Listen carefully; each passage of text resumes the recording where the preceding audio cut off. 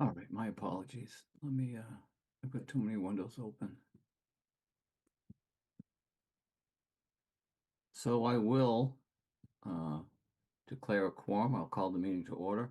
Pursuant to Chapter 2 of the Acts of 2023, on March 29th, 2023, Governor Maura Healey signed into law an act making appropriation for fiscal year 2023 to provide for supplementing certain existing appropriations and for certain other activities and projects. This act includes an extension until March 31st, 2025 of the remote meeting provisions. March 10th, 2025 Select Board meeting will be conducted via remote participation by the board. The chair will grant permission to record as well as live stream this by Westwood Media. Update. First one is Fire Station 1 update. I think Molly going to do something a little bit later, but the town did hold an FS1 community information meeting on Tuesday, March 4th at the Westwood Main Library, where members of the fire department discussed the project, answered questions, and explained why the project is so important to the firefighters. I thought it was a great meeting. I liked it a lot. I think, Molly, you agree. For information on Fire Station 1 project, residents should visit the town website for the project's dedicated web page. I'm not going to read the link. I'm just going to say launch the town's web page, click on our town, then click on Fire Station 1 update under town improvement projects. It's pretty straightforward. The next item is the 2025 annual town meeting will take place on May 19th. May 19th, 2025. It will be held on Monday, May 19th at the Westwood High School. More information will be provided on the town website as we get closer to the date. And next we have our town administrators update. Chris, would you be so kind? Thank you, Mr. Chair. Yes, I have one update. The West Suburban Veterans District Board has hired a new director. His name is Dan O'Neill.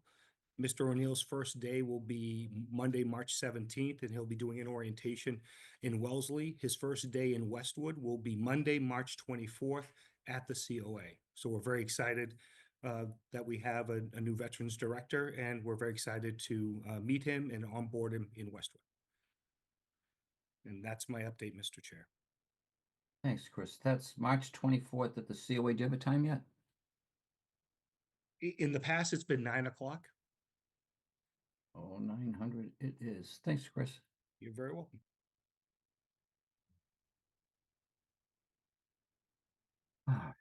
Next, we have a public hearing for Verizon New England Incorporated Cable Ascertainment hearing. The purpose is for the Select Board to conduct a Verizon New England Incorporated Cable Ascertainment public hearing. Attending, we have Melinda Garfield, Mike Gay. Mike, I see you there. Mike, welcome. Patrick, I think I saw you. Yep, there you are. Patrick French, Select Board Rep to WMC, and William August, Special Counsel. Do we have all those folks in, Tish? We do. You do. Perfect. Yeah.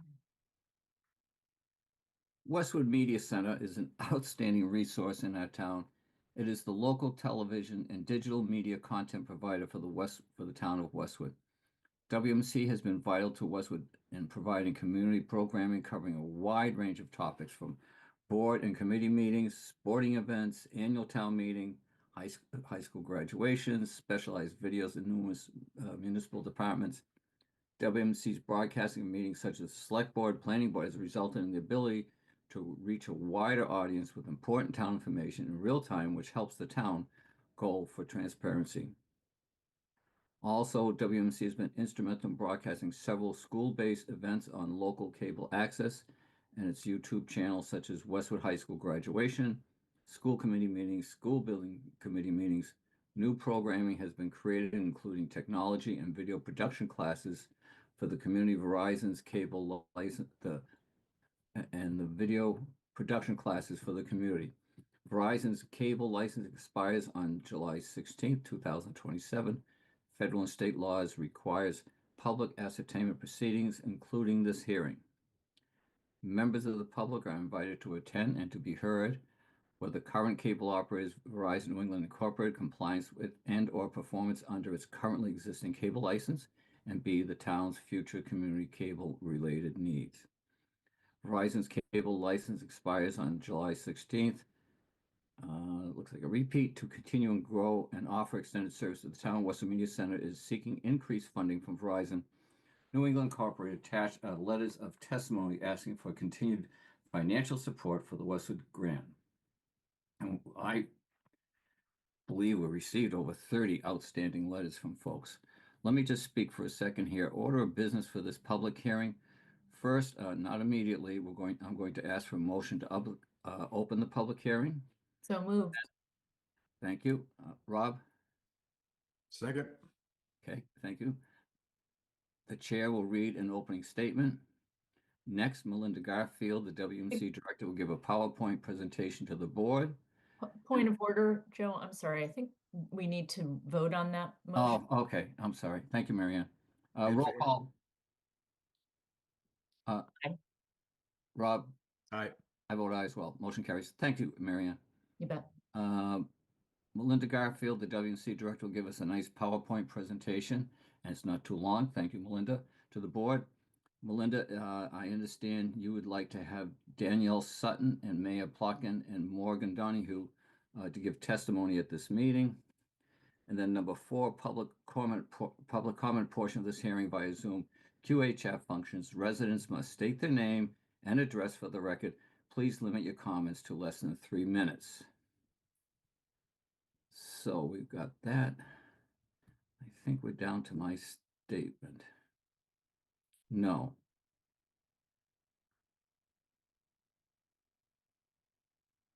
The select board will, I think I need another motion, Marianne. The select board is going to vote to keep the public hearing and hearing record open for the Verizon New England Incorporated license renewal until the next select board meeting, which will be held on March 24th, 2025. At such date, the public hearing and hearing record will be closed. We will not be closing it this evening. So can I get a motion? Joe, I think you can wait till the end of the meeting to do that. Okay. Not the end of the meeting, the end of this segment. Pardon me. Yep. Thanks, Pat. Further, after closing the public hearing and the hearing record on March 24th, members of the public may continue to submit comments to the town cable license renewal needs for later review by the select board in process of license renewal, ascertainment of needs, and the board reserves the right to schedule and hold additional hearings and/or public meetings for review and consideration of public comments. Residents can submit written comments via email to selectboard@townhall.westwood.ma.us, or you can send it via mail to Select Board Office, 580 High Street, Westwood, Mass. And my opening statement is this. Good evening and welcome to the Westwood public hearing on Verizon's cable license renewal. This hearing is part of the cable license renewal process to ascertain the community's cable-related needs. Notice of this hearing was in the local newspaper 2 successive weeks, and notice is on the town website. Copies of the legal advertisement are here entered into the hearing record as ascertainment hearings exhibits 1 and 2. By way of background, Verizon's cable license expires on July 16, 2027. Federal and state require public ascertainment proceedings, including this hearing. We will receive comments and testimony from the public and interested persons about what cable-related needs and interests are important to the public and about how Verizon has performed under its existing license. Before proceeding to the public comment, I want to thank the members of the public, our team at this meeting with Verizon and Westwood Media, the nonprofit community TV studio, and Verizon for their participation and assistance in the ongoing license renewal proceedings. In this proceeding, we are open to accepting comments about all Verizon cable-related matters, including but not limited to customer service, license administration, the town's needs regarding local studio, community programming, and public educational and government access, and maintaining support for the town's very important local channels and video origination capabilities. Please keep your comments to 3 minutes or less. Note that this process of accepting comments on cable needs and interests will remain open until the next meeting of the Select Board on March 24th, 2025. So even after ending our discussion this evening, the public will have further opportunity to submit written comments to the town. I would just want to emphasize that even after tonight's meeting, the hearing will be open. You can still have time up until 3/24 to select comments for the renewal of record for consideration by the town.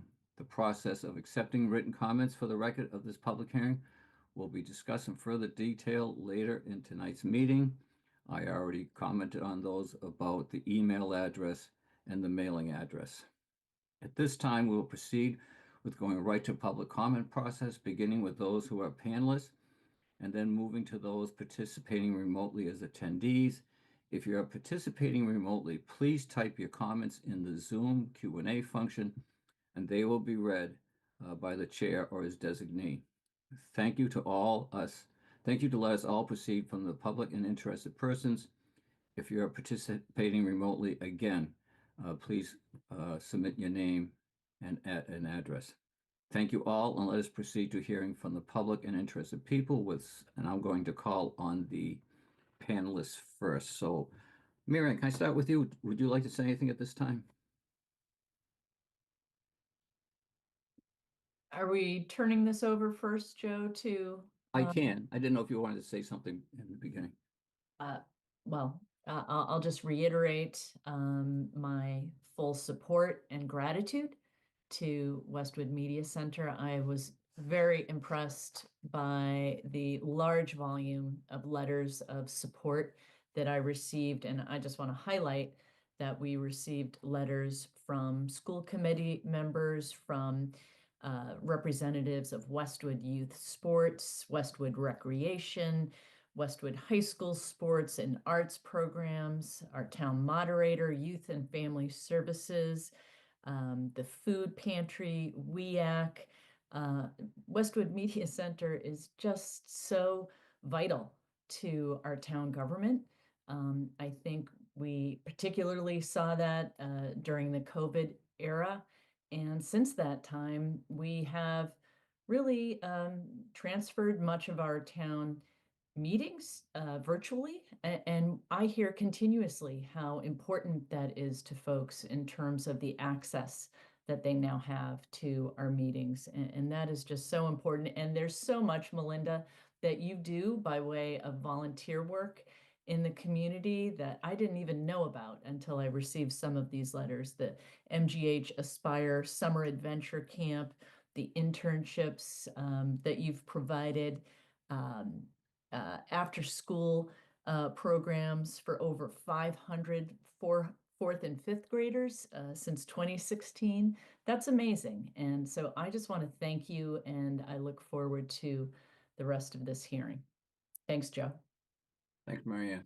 Rob, you have anything you'd like to say at this point? I will echo everything that Marianne said. The only thing that I will add is, you know what, this has been the case since Melinda arrived at Westwood Media Center, and that was, back, what was it, 2015, Melinda, somewhere in that range. So thank you for 10 years with us here, and I can tell you that, Westwood Media Center is the library, if you will, of public meetings. They are the record where oftentimes, you, many other the residents in the community go back to double check and say, what was the conversation around that? So very, very vital part of how we get things done here in the community. And well, with that, I think we turn it to Melinda and let her tell their story. Thank you, Rob. Melinda, you're up. Thank you so much. So again, my name is Melinda Garfield. I'm the Executive Director of Westwood Media Center. I'd like to thank you for the opportunity to testify tonight at this public hearing on cable television franchise renewal. Westwood Media Center views Verizon as a strategic partner in offering cable and streaming video services to Westwood residents.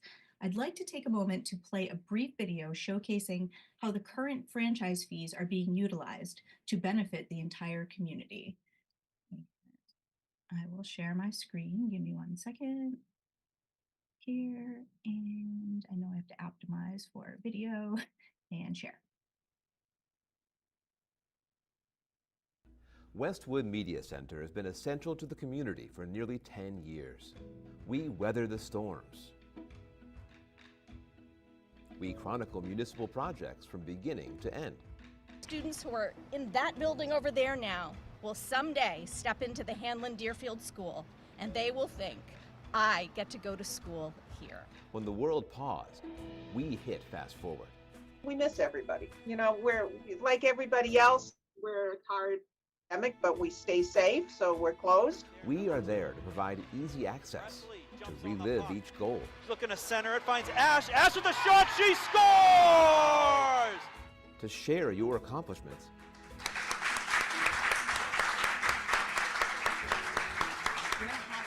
And to remember the big moments.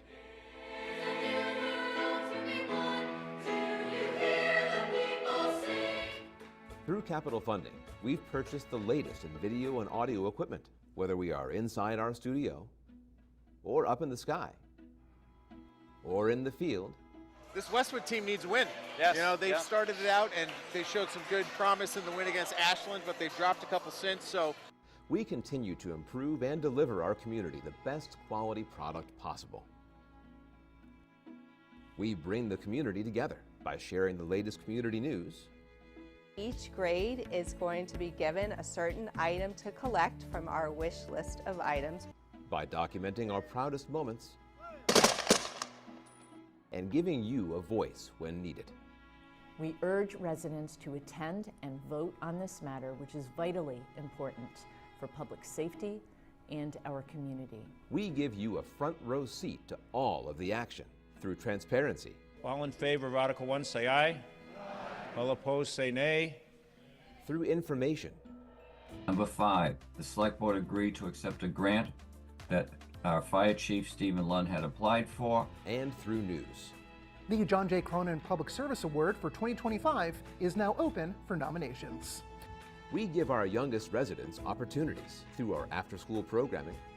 We'll now hear from our weather person, PJ, for more details. That's right, folks. You can see on the map.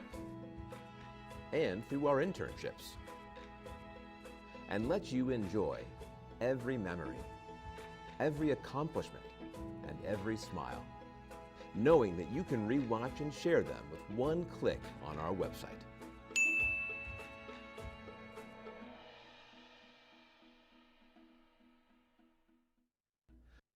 The Media Center has been essential to the community for nearly... Sorry. Started to replay. And let me just do one last share for my PowerPoint.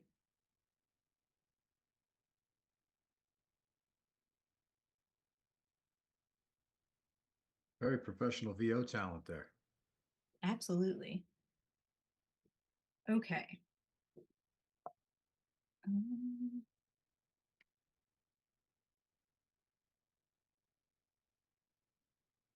Hold on one second. This is not working for me. Patrick, did you narrate that? Yes, I did. Strong work. Excellent work. Thought I recognized you. that melodious voice. Yes. Got paid the big bucks to do it too, Jeff. Good for you, man. Just like teaching school at the Fisher School. Right? That's right. All right, I'm going to share it like this because it will take over my whole screen. Anyway, back to our mission. So our mission hasn't changed much, but we believe that we must provide residents of Westwood with news, information, event coverage specific to the town that we live in. In a time where traditional news sources struggle to survive, PEG operations have become the last bastion of truly hyperlocal content. Our staff is a 4 full-time employee staff, and I'm proud to be at the helm in my 10th year. In addition to our television channels, we host all our video content on YouTube. Since our last Verizon hearing, I'm happy to report the addition of Verizon HD channel 2132, where you can find live meetings, games, and a variety of programs in high definition. I've personally found that text on screen is much easier to read in high def.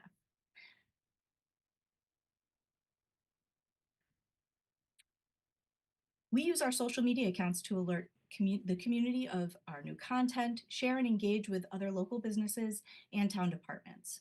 With the addition of a digital marketing specialist, we've quadrupled our reach in 1 year. 15 per Wall Street is the place to be if you want to create digital content. We have provided services and equipment to almost every town department, countless youth and adult community producers, interns, and community groups. Groups across our community have noticed our transformation, as we've received 47 letters of support for tonight's hearing that we hope you've had a chance to flip through, which it sounds like you did.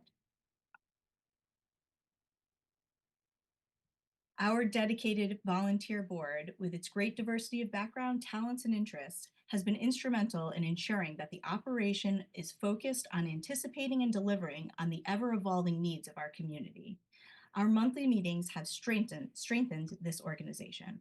The members are thoughtful, unafraid to challenge ideas, yet respectful in their approach. And I'd like to take this time to thank them for their collaboration and support throughout the years. And just of note, we actually have 3 board positions that we are looking to fill.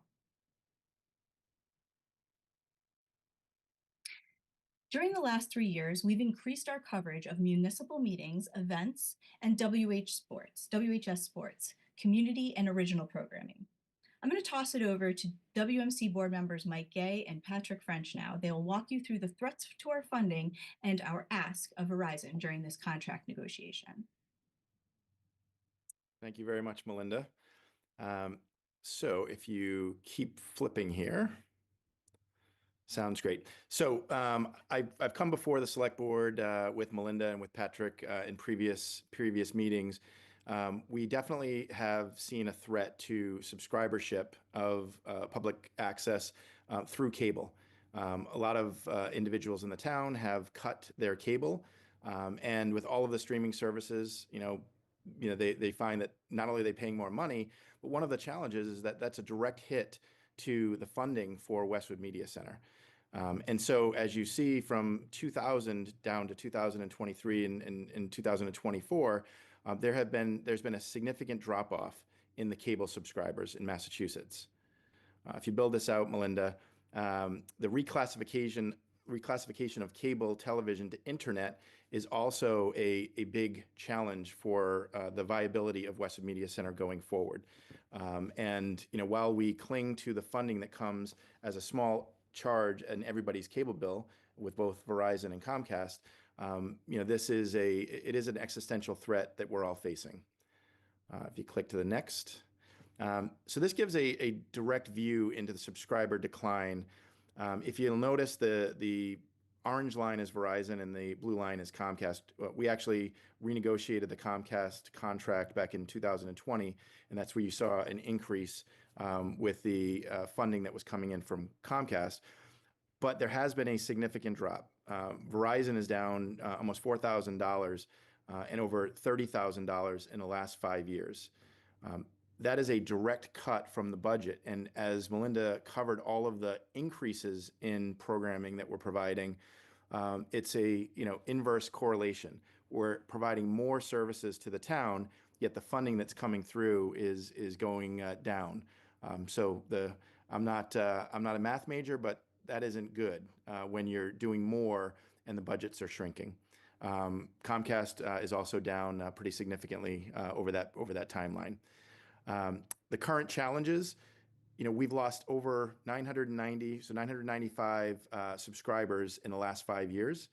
And I have to admit, all of the streaming services that we're leveraging is something that, begs the question, do I keep cable? And the services that we provide to this town are a resounding yes. So I do want to encourage all of the citizens in Westwood. Cable is a critical element of funding Westwood Media Center. And there are other ways that you can subscribe, but Verizon and Comcast are the sources of our funding. So this number of 3895 is a very important number because as of today, that's gone down even further. And so we don't know what the future holds in the current political landscape. There are scenarios where it will take a more drastic turn. But the contracts that we have are critical, not only from a percentage of the funding through the bills, but also the capital funding that we're going ahead and asking. And I'll pass it over to Patrick to cover the actual ask. Before you get there, Mike, can I just ask a quick question? Sure. Melinda, if you go back to that one slide where you've got the households in Westwood. So it looks like somewhere around 2015, we were at or 2016, we were at the peak. And Steph, maybe you can help me out. I think we've got something like not a whole lot more than that in terms of number of residences, single family residences here in town. And so we were at basically pretty close to 100% penetration. But as I look at where you are now, you're down, probably close to 25% from that peak. So, Yeah, that's accurate, Rob. And again, I think Westwood is probably a little bit more insulated than some towns in the Commonwealth, where the cliff has been even sharper. But it is impacting every family. And the couple of $100 that you're paying for cable television, when all of the bills you're balancing, we have seen a drop. So again, I think what a lot of the citizens of Westwood don't realize is that is a direct hit to the viability of Westwood Media Center and the ability to deliver the services that Melinda and the staff are just so amazing. They are literally the best in the business, and it's a real threat. But without turning this into a telethon, if you're out there and you like getting all the content that we've got on Westwood Media Center, write your elected officials in Washington and have them extend this to cover streaming services. That would be one phenomenal way, and there's other ways too. Yes. You could even, you could sign up for cable again. Very true.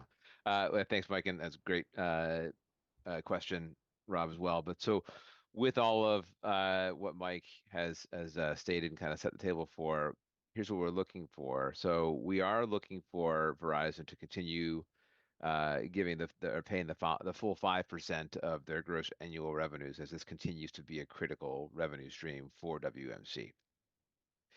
What we're also asking for is for the town to advocate on WMC's behalf with Verizon for an additional $296,000 in capital funding, with which we've detailed a 5-year plan for how we would invest that into necessary equipment and infrastructure improvements in order for us to sustain the level of service that we've been giving in recent years. And for context, we've listed out what Comcast is averaging in terms of the 5% of gross annual revenues, approximately $17,000 a year. And they also, there's precedent set of them giving an additional $60,000 that went towards the Wentworth Hall project. Patrick, just real quick, that 0.5%, that's their capital contribution, right? They're given 5% of gross annual. That's correct. They don't do a flat fee. They've every quarter we see a 0.5% in their capital contribution. And so just for my clarity, does that mean we are ultimately getting 5.5, or does that mean we're getting 4.5 for operations and 0.5% for capital? They are two separate things. So we're getting 5% in operations and then a 0.5% of GAR in capital. Thank you. That's the presentation.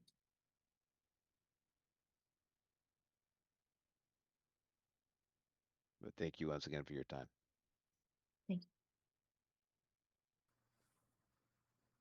Joe, you're on mute. Thank you, Melinda, Mike, and Patrick. Bill, I see you're here as counsel. Would you like to say something at this time? Thank you. Excellent presentation. It gives us strength in the negotiations to when we sit down with Verizon or Comcast to have this in our memory, these kinds of strong praise for local programming. So it's very useful to the town. Thank you. I just have a minor procedural comment or request with respect to the letters of support, which it was mentioned were circulated to the select board. If they could just confirm for the record if not today, up until sometime before the next select board meeting, that they are being entered into the hearing record. It gives it a little more strength when we refer to them in informal negotiations with Verizon as being part of the public hearing record. Same thing with the PowerPoint and the presentation materials, if they could be just identified as entered into the hearing record as hearing exhibits also. That's about it for me. Yeah, other than I know you have a motion coming up on keeping the record open and also clarifying how under the Federal Cable Act, this is of interest to the public, beyond the keeping the record open until the next select board hearing, the Federal Cable Act actually provides for continuing keeping an ascertainment record separate and apart from the hearing, open as a procedure for ongoing feedback and input from the general public and interested persons. So there is a framework, and Chris, I think, very suggested that that be included in the clarification of the keeping the record open to the public. So I think that'll come up in the comments relating to the motion. Thank you. Thank you, Bill. And Melinda, did you have, I think Danielle and someone else who wanted to speak? Is that correct? Yes, we've lined up Danielle Sutton, Maya Plotkin, and Morgan Donahue. Why don't we begin? Who would you like to pick first? Danielle's fine. Okay. Is Danielle in here, Tish? I just brought her in. Let's see. Here she is.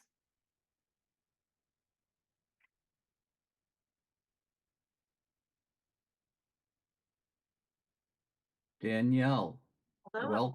welcome, good evening, and thank you for joining us. I understand you'd like to say a few words in regards to this hearing. That's right. Thank you for having me. So again, my name is Danielle Sutton. I'm the Director of Human Services for the town of Westwood. And in that role, I oversee and support the departments of Council on Aging, Library, Recreation, Youth and Family Services, and some aspects of Veteran Services. And as mentioned before, and in your materials, you'll see a number of letters of support from the heads of these departments detailing the many ways in which Westwood Media Center supports and enhances their work in the community.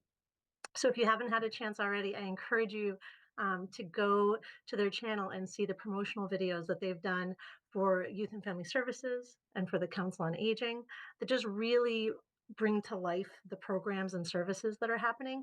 And I think really encourage people to come check them out and help them feel comfortable before they ever walk through the door.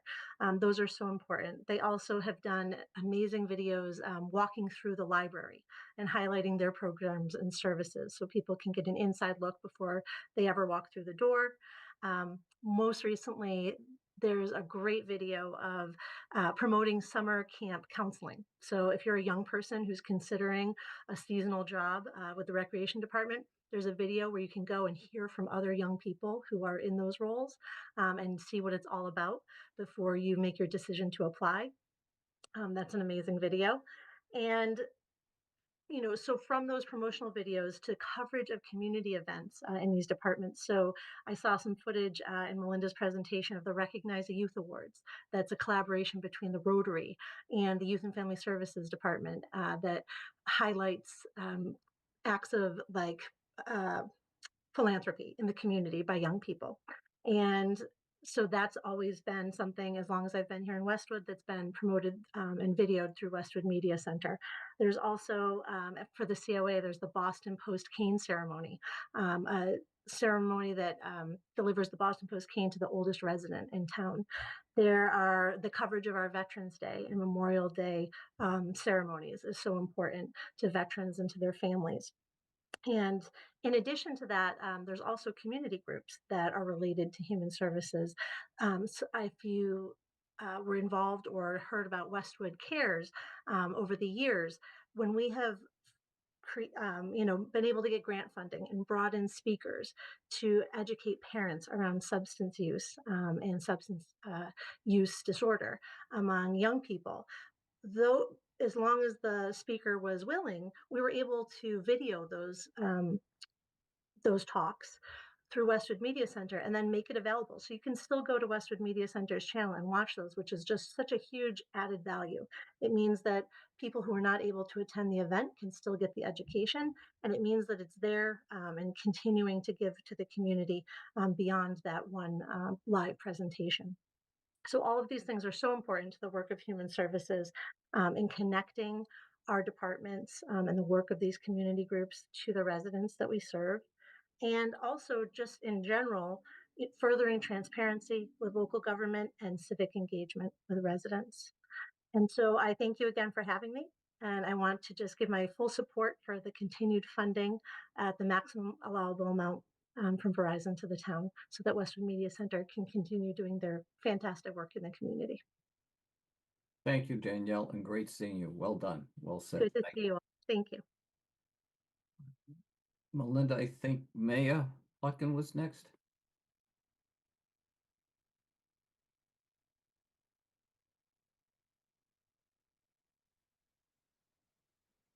Good evening, Maya. Hi, how are you? Excellent. You're on for our hearing on the Verizon renewal. Great. Thank you so much for having me. I'm honored to be here speaking on behalf of Westwood Media Center. I am a member of the school committee. I have been since 2018. So for 7 years, I've worked very closely with the Westwood Media Center.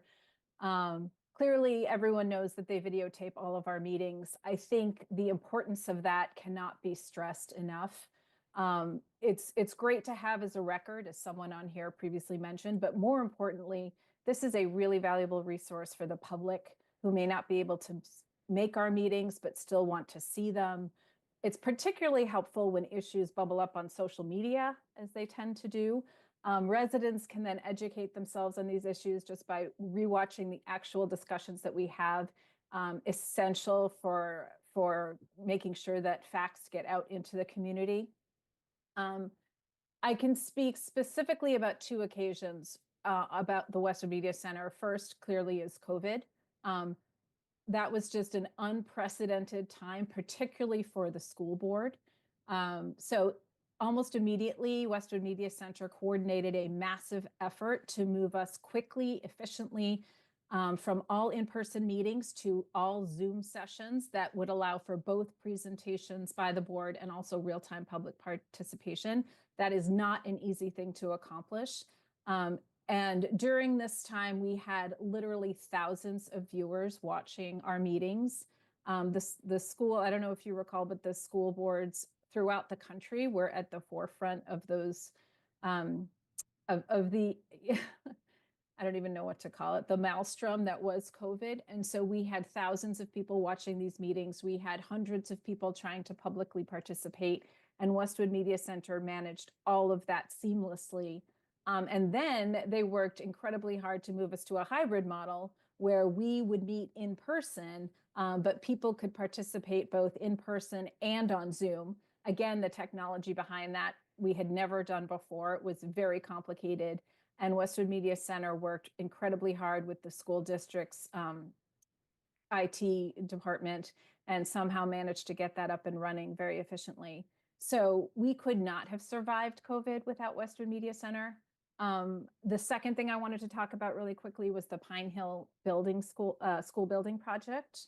So in addition to all of the school building committee meetings that were recorded and all of the school committee meetings that dealt with that, Westwood Media Center filmed every single community meeting we had, every single public hearing that we had. They created multiple informational videos that included drone footage, live video, photographs. They set up a webcam and were taking sort of shots that they would update and to provide sort of a time lapse video for us where you could see the actual construction of the building. They filmed all of the ribbon cutting and opening events for the school. And finally, and this is the key thing, they were instrumental in allowing us to get the information out to the public regarding that project. We could not have had the outreach into the public that we did for that project without Westwood Media Center. The final thing I want to say, and I think Danielle had touched on this, Westwood Media Center is essential for promoting transparency within the school committee, which is something that we are committed to. We really want to make sure that all of our discussions, all of our issues, everything is readily available to the public, and we cannot do that without Westwood Media Center. So overall, Westwood Media Center is really vital to our community. I can't say enough how much we use it, how much we rely on it, and how much of a better board we are because of the work that they do. And I'm just really honored to be here to speak to the select board on behalf of Westwood Media Center. So thank you for having me. Thank you, Mayor. Well done. And Melinda, I think Morgan Donahue was on deck. Yes, thanks, Joe, and thank you, everyone, for the opportunity to speak tonight. I'm speaking on behalf as a resident myself of Westwood, as well as a volunteer when it comes to Westwood Media Center Sports. But for those who don't know me, my name is Morgan Donahue. I live at 49 Fisher Street in Westwood. I want to thank everyone for the opportunity to speak tonight. I'm here to speak in support of Westwood Media Center and renewing the consistent funding. Like many others, I've been fortunate enough to grow up in Westwood and still live here. I have the unique perspective of knowing what life in Westwood was like before Westwood Media Center and what life is like with Westwood Media Center. And I can unequivocally say the town of Westwood is far better with Westwood Media Center and the contributions they've provided our community over the last several years. Whether it's covering all aspects of town government meetings, celebrating the arts and sciences, memorializing graduations, putting the spotlight on public service announcements, capturing athletics, or even just leveraging the team space and resources they have at 15 Purwall Street, they are the true essence of what makes Westwood, Westwood. I've always thought if you want to see how vital an organization is to a town, you first need to look at the dedication and commitment of the organization. I've seen firsthand the commitment in action. On numerous occasions, I've seen members of the Westwood Media Center team sleep at the office overnight after meetings that they've covered that have gone late into the night. If their commitment to us, when only one of the 4 members live in this town, doesn't tell you and tell us how vital the organization is, then I don't know what else would. They love our town, and I love that.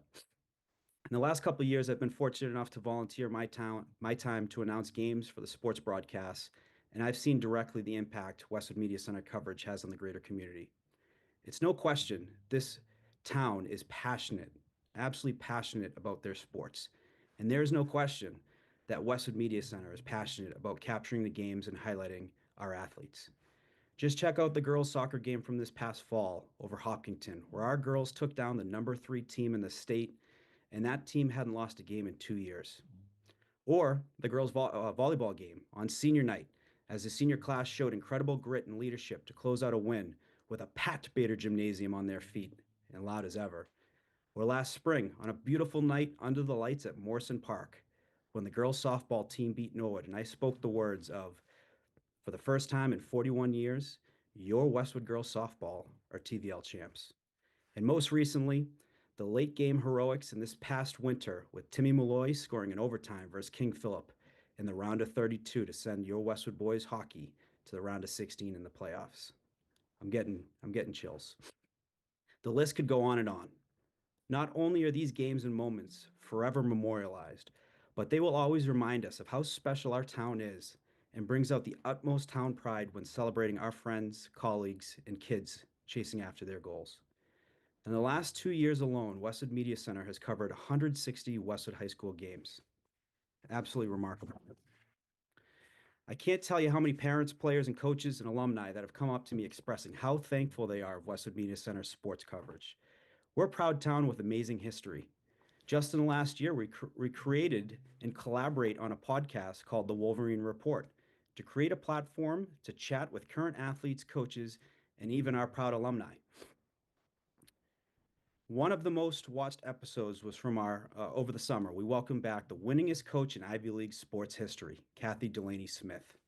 And prior to her joining Harvard, she forever changed Westwood sports as the head coach of Westwood girls basketball dynasty teams in the 70s, breaking the national record for winning 96 wins in a row. In the midst of this, she was the Title IX warrior, fighting tooth and nail for gender equity in sports, and even going to the lengths of suing the school district and winning to ensure her players receive the same rights as the boys. I mention this because in the last few months, she came out with her book detailing the life as a coach for Westwood and Harvard. And do you know who the first people she reached out to discuss her book and broadcast it to the world? None other than, you guessed it, Westwood Media Center. Simply amazing. None of this would ever be possible without Westwood Media Center and the funding it receives from the cable renewals. I am thankful for this, and I hope that they can continue on this extraordinary path they are on in building pride in this town with continuous coverage and amazing content. I'll leave you with this. I asked my social media followers that I've helped build from just covering the sports. You know, I got players, coaches, parents that follow along when it comes to the games and the coverage. And I asked them when it comes to the athletics, you know, what were some of the things that you know was special about Westwood Media Center and that impacted them? And the responses were amazing. And I wanted to share a few. Westwood Media Center has built up showcasing town pride and developing student athletes' communication skills, one said. Another said, I love it. It unites this town. Westwood Media Center is the reliable source for all Westwood High School sports news. I've loved all the content. It's awesome to listen back at all the positive things you guys say. It really helps my mental game. Westwood Media Center coverage helps us teachers keep up with how our students are doing. And Westwood Media Center supports everyone. No one is left out. Great informative assessments and enjoyable. And the last couple are Westwood Media Center is a true champion of Title IX, covering and bringing the same passion to both boys and girls sports. And then the last one, I absolutely love it. It keeps me connected to the town that I so dearly love, even 3,000 miles away. And with that, I just wanted to thank you all for the opportunity to speak on behalf of support of an organization so you know near and dear to all of us, and the opportunity. So thank you. Thank you, Morgan. I have a quick question for Rob and for Mike, but am I wrong, or after listening to Morgan, does Duke Castiglione or Josh Brogadier have to be looking over their shoulders? Morgan, that was well done. Strong work. And as is all of the work that you do on behalf of broadcasting so many different games and things like that, because I can tell you that's not easy to do. I've done that myself. I think right alongside Mike once or twice. You know, Rob, you and I might have done it. We certainly didn't do it the way Morgan does. So well done. I agree, Joe. He should, you know, if they're not looking over their shoulder, they should be. That's right. Good work, Morgan. All right. Do we have any questions there, Tish? Let me see. There's one question from John Cummins for Chickadee Lane. I just want to thank Westwood Media Center for their consistent strive for excellence and for keeping the public up to date on public meetings and events. Is there a way for the people that have cut their cable for streaming services for them to donate to Westwood Media Center? Thank you. Thank you, Tish. Yeah, Joe, do you mind if I'll answer that briefly for Westwood Media Center? Sure, that'd be great. The answer is yes. There is right on our website. There is a ability to donate. Westwood Media Center is a 501c3 nonprofit, and the web address is Westwood Media Center, all one word, .tv/donate. And as I mentioned, for those of you who have made the choice to no longer subscribe to cable, whether it be Verizon or Comcast, but do enjoy the coverage that Westwood Media Center provides, you can make one-time donations, or you can set up a monthly contribution. Again, that's not the purposes of this, but just to answer that question, very much appreciate from John Cummings.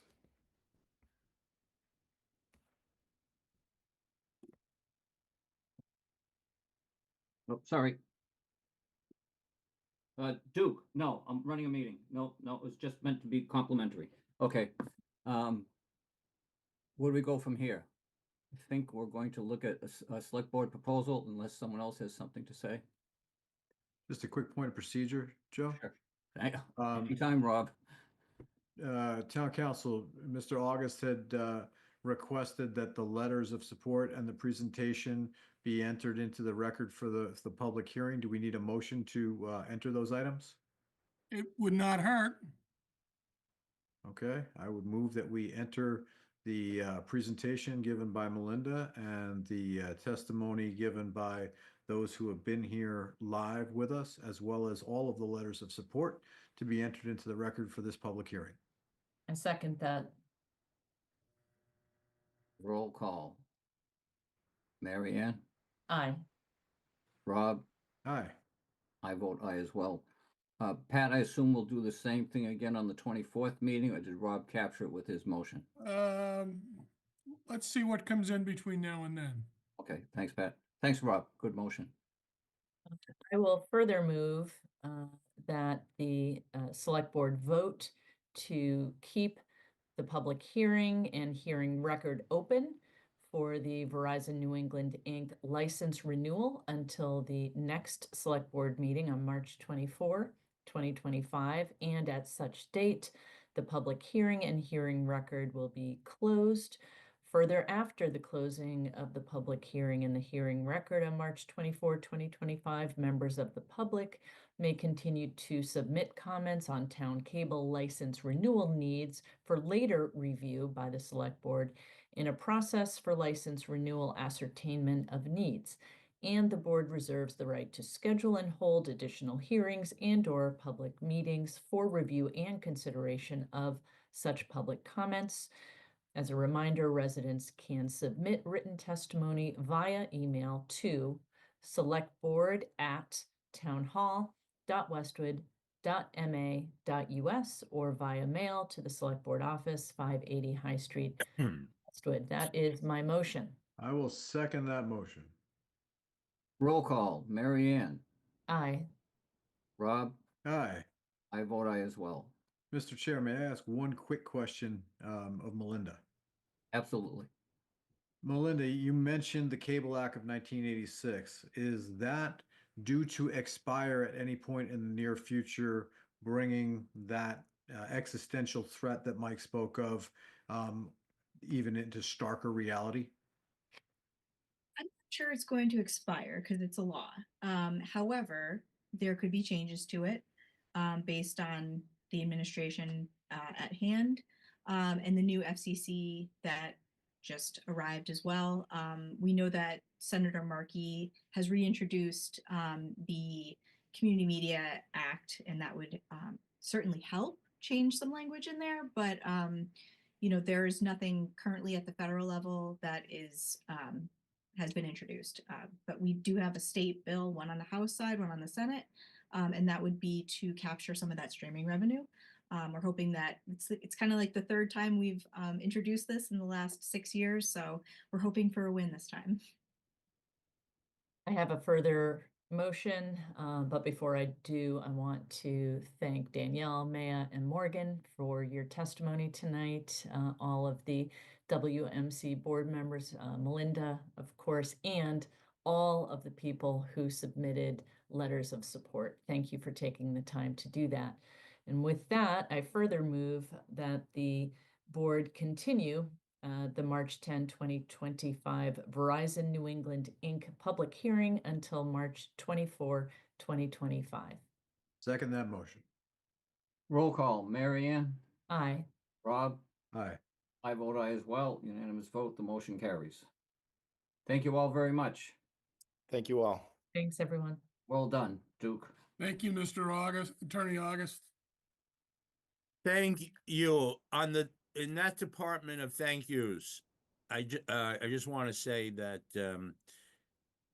Chris, Patrick, and Tish, and also Melinda could not have been more helpful every single time there's something to review or submit. They're just like so and they do it with such teamwork. So thank you. It makes life a lot easier. Thank you. Thank you. But good night. Good night. Thank you very much. Next on our agenda, we have cemetery fees and rates. The board is going to review a request from the Cemetery Commission to increase fees and rates. We have Brendan Ryan, Tommy Aaron, Tom Daly, and I think I see Todd there as well. Background, the most recent cemetery expansion project was completed this past fall. Part of that project was also to look at suggested changes to pricing. Pricing has not been updated in the last project completed in 2015. At the last Cemetery Commission meeting held on February 24th, 2025, the Commission voted and approved new pricing for 2025. They also approved a 2.5% increase for every year thereafter for the next 5 years. The initial price increase for 2025 would remain in effect until June 30th, 26. Percent increases would become effective every July 1st. This was to take into account a percent increase similar to a COLA increase each year, so that we're not making drastic price increases every 8 to 10 years. So, who would like to lead off here? Tom, Todd, is Brendan here? Hi, Tommy. Hi, guys. Who would like to lead off? I can start. Thank you for including us on your agenda this evening.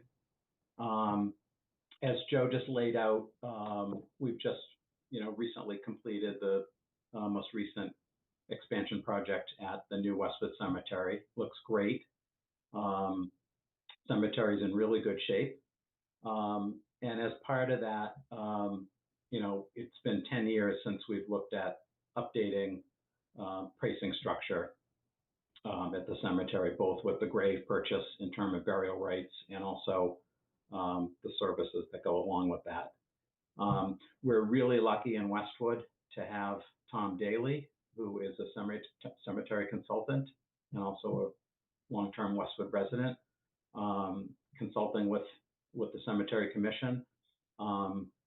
We asked Tom to do a study to sort of look at what other municipal cemeteries, what their fees are, and to also sort of specifically look at the Westwood Cemetery in terms of, our operating costs, operating budget, and staffing and so forth. So Tom prepared a nice spreadsheet for us, and I don't know whether we have that available, the spreadsheet that shows the proposed pricing. Brendan, is that something that you have? Yes, I apologize. Can everyone hear me? I had some technical difficulties at the start of this, so can everyone hear me okay? Yes. Okay.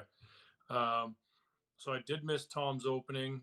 I'm sure he did a great job, but I'd be remiss if I didn't just speak on behalf of Westwood Media Center as well, because I was on for that. And I too will echo the comments. They do a great job. Just wanted to plug them, ahead of this too. But as far as our cemetery project goes, we just completed the last expansion project, and that before you is the suggested and voted and approved pricing from the Cemetery Commission. We are very fortunate to have Tom Aaron as our chair and the other members who support our great cemetery in town. Tom Daly is working with BSC on our expansion project, which we've completed. Now come before you to review and hopefully approve the suggested pricing. And Tish, I think the board has the spreadsheet that was provided. They do. Okay. And just to speak a little bit to it, Tom will probably elaborate a little bit more, but the last time we did look at our fee structure was when we completed our last expansion project, which was in 2015. As you all know, our team does a great job maintaining our cemetery. can't speak enough of the team and the work that they do and the sensitive nature that encompasses the work in the cemetery. And they continue to shine day to day. That being said, because this has been a 10-year process, of which we've held our pricing, I think, between the cemetery department and the commission, we've looked at this holistically to see what we should be at this year, starting in 2025. And then the commission actually took it one step further to look at a 5-year outlook and raising that price 2.5%. So what we would put before the board tonight is those suggested prices. We're here to answer any questions that you might have pertaining to that, and any questions you might have, we're here. Thank you, Brendan. And I agree, the cemetery looks outstanding. Absolutely fantastic. Real well done. Tom, were you going to say anything else along these lines? Tom Daly, do you want to speak a little bit about your study that you did and how you came about coming up with the proposed price structure? Sure. Thank you. Good evening, and thank you for inviting me here this evening. Again, my name is Tom Daly.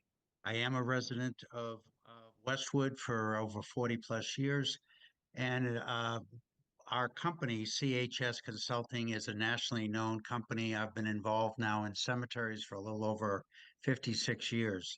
The project that was done here, which was part of the total construction, was to do a cost of fee analysis and a full study, not just reviewing our neighbors' prices, but more importantly, looking at our own costs, our own fees, and our own structure, and then providing to the commission and to the DPW who administers the cemetery, giving them the procedures of what is done nationally, not just for municipal cemeteries, but also to compare you with the other groups, be it religious, veteran, and so forth, private cemeteries and what they go through as well. So through this study that was done over almost a year and a half, we had the opportunity to work with the staff, take the price fees, look at the hourly rates, look at the time involved within the services. And what I presented was a full study back to the commission and to DPW for the purpose of understanding the entire fees, the entire cost. And after completing that, the commissioners then reviewed that and presented their thoughts and voted accordingly. And they did accept the thoughts that I had to at least go out 5 years with an approval so that every July those could automatically be done so that we're not 10 years behind in scheduling. Truthfully, I did also present in the study taking from our rates in 2015, and I did bring those all the way up. And truthfully, if those numbers were changed each year, we would be much closer to the numbers that have been approved by the cemetery commissioners at this time, rather than looking at the big jump that they are looking at.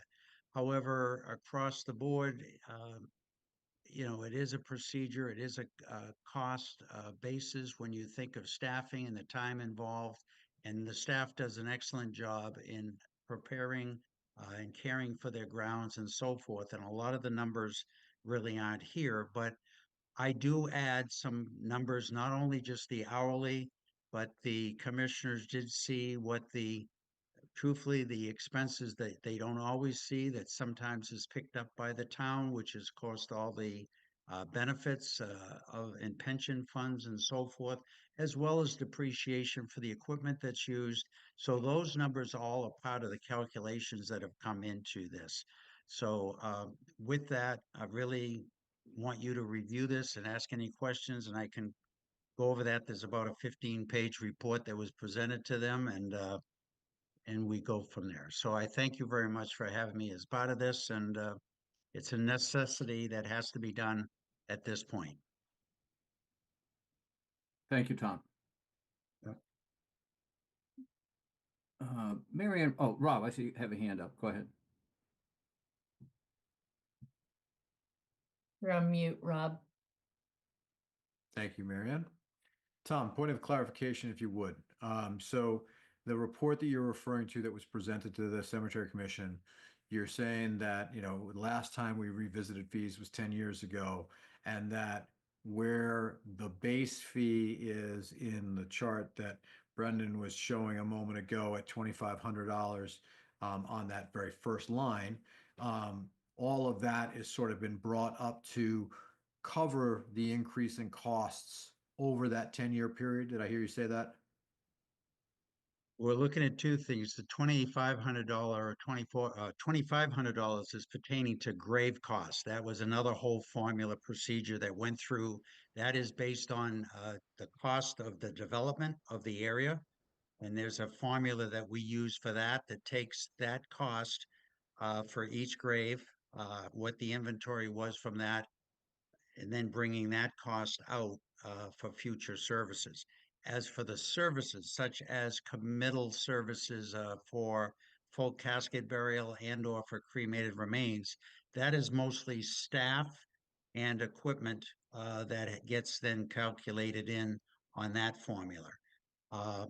Originally, the prices which you have there, if we took the price of the opening of the graves that was 15 in 2015 and brought that up to the 10 years of adding a cost of living to that, it would have been just under the amount that I had proposed, and that then the commissioners then voted on the service fee. That's for the opening.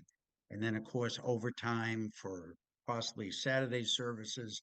These are all things that come into play, and really becomes the question over the years of what portion of all of these fees and costs do we pick up through the town, to then should the actual family who is having the services provided, even with the loss of their loved one, should be paying for. So that's the calculation. So you got two formulas that were used, one for grave pricing and one for the service fees. Got it. And Tom, Aaron, you guys are very comfortable with the suggested proposed pricing. Yeah. So, together with Mike Walsh, Bill Savet, and Frank Jacobs by proxy vote, we feel that for the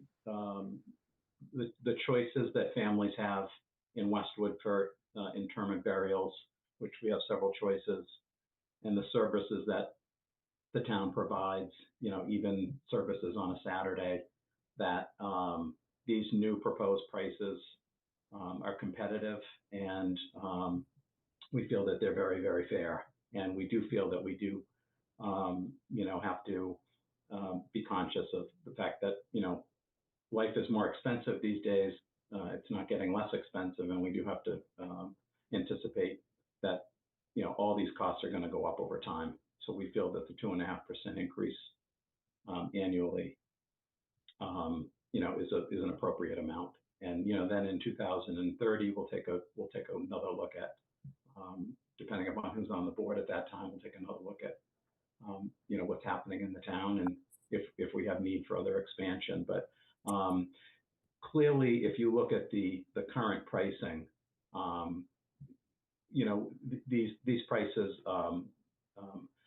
are very, very low compared to other towns.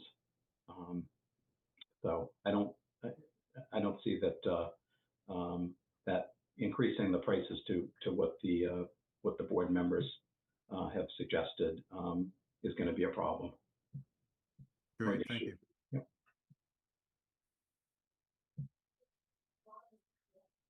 Great. Any questions from the audience there, Tish?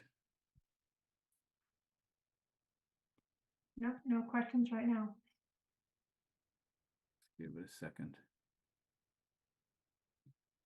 As we wait, Joe, if I may, I just want to thank Tom, Aaron, and the work of all the members of the Cemetery Commission. Thank you, Brendan and Todd and Mr. Daly.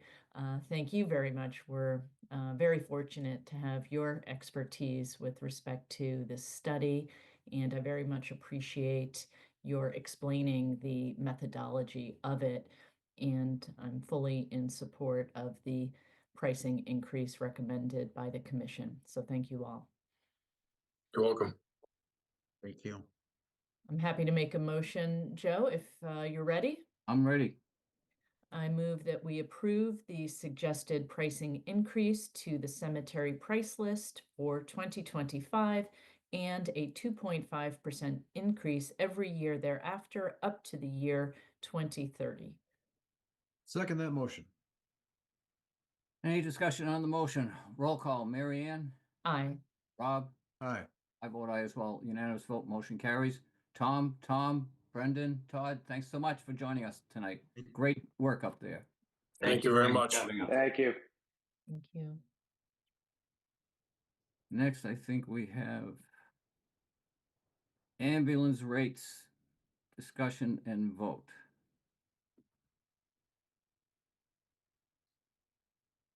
You think Colin's going to do this presentation? Sure, I can lead it off if you'd like. How are you? Good.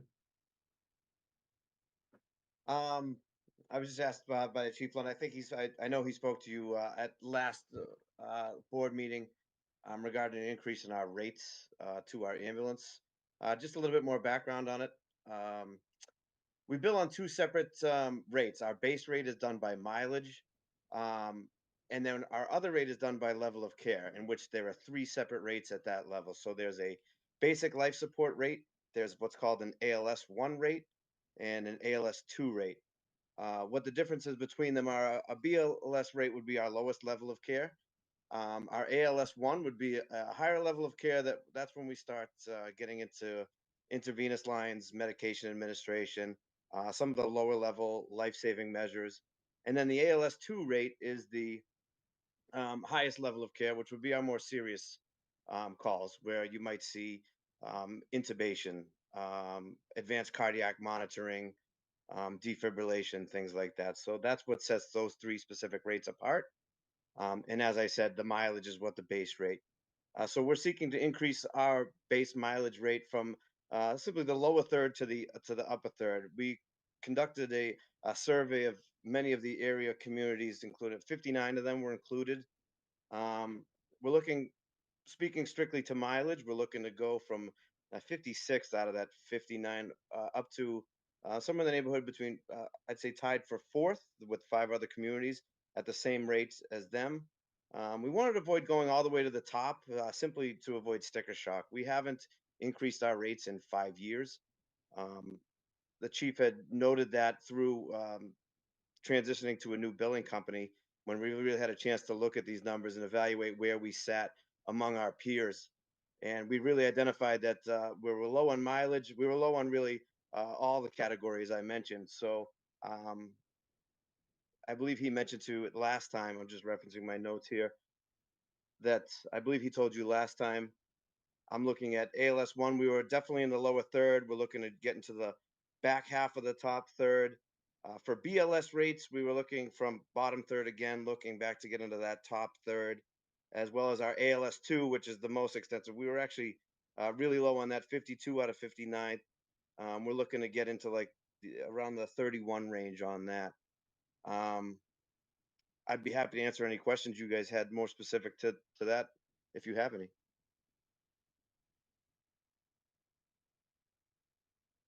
Rob, put your hand up. Sure thing. And Colin, this may be, thank you for that. And thank you for the background information. Stephanie, this may be as much a question for you and Chris, and maybe it's something that we can't do procedurally. But just like the Cemetery Commission voted to have a 2.5% escalator each year instead of revisiting every 8 to 10 years, would it make sense to do something similar with the ambulance rates, where there's, some type of an adjustment built in on an annual basis that gets revisited every 5? So I can answer that. So at the last meeting, excuse me, the chief talked about having an annual review and discussing this with the board on an annual basis. So instead of having that, we're going to look at the market to make sure that, as the assistant chief indicated, that we are competitive and we're within our marketplace on an annual basis. Mary And Ann? I support that. I hope that this time next year, that review will be discussed. Okay, I have some questions. I discussed them with Colin this afternoon, and I'd like to share those thoughts with the board, but I'd like to share my screen. Can I try that, Tish? You should be able to share. Um,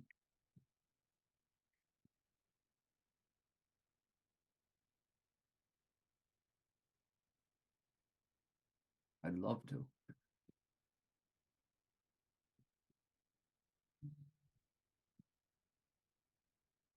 Can you folks see my screen? Should be a spreadsheet there. Yes, but if you could make it full screen, Joe, that'd be great. Oh, I'm afraid I'm gonna lose everything, Rob. You're gonna have to bail me out. How's that? Nice work. Now, if you go to the lower right corner, you can increase the size, and there you go. Keep just click the plus sign just to the right of that. Beautiful. A little more, Rob? That's good. Nope, that'll okay, even better, I suppose. Okay. So I hope to work on this sooner, but I didn't get to it till this afternoon. I discussed it with Colin. My understanding was that we were going to try to come close to Norwood's rates on this. So what I did, the chief and Colin cast a huge net capturing data, which I commend them for. You can never have enough data, but how you arrange it is also helpful as well. And Colin, I just looked at the ALS2 and BLS. I did not look at the ALS1. I realized that after we talked today. But I thought we would be coming close to Norwood in these two categories. If I look at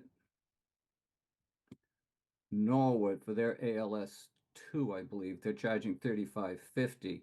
They're number 6, but we come in number 33 with a delta of about $500 per run. The other thing that jumped out at me is, particularly when it comes to the ALS2, and Colin, correct me if I'm wrong, for a lot of these calls, you're going to be going to your cardiac cath labs and trauma centers, correct? That is correct. Yeah. So when I looked at this, Colin, and we talked about today, is Westwood's doing a 10 or 11 mile run into the hospitals in town. Is that correct? Yes, correct. Okay. So Easton is number 2, and they're 5 miles from Good Sam, but they're charging more than we are. And I'm having a hard time understanding that when we've got a 10-mile run. And then over on the other one was, I think we talked about, was Stoughton. Stoughton has a 3-mile run to Good Sam, and they're also markedly ahead of us by a couple of $100, $300. On the BLS side, I think we're close. I personally would go to match Norwood, simply because we're way behind on these charges, and we can certainly use the revenue. There's a lot of upkeep and training that has to be done. We've got a superb paramedic department. We've got some great equipment that needs to be upgraded. Colin, I know you and the others do a lot of great training, but we want to give, the select board wants to give you the tools to do it, and I think we should be charging the market price. That's my 2 cents on that. Anybody else have any questions on this before I take it off?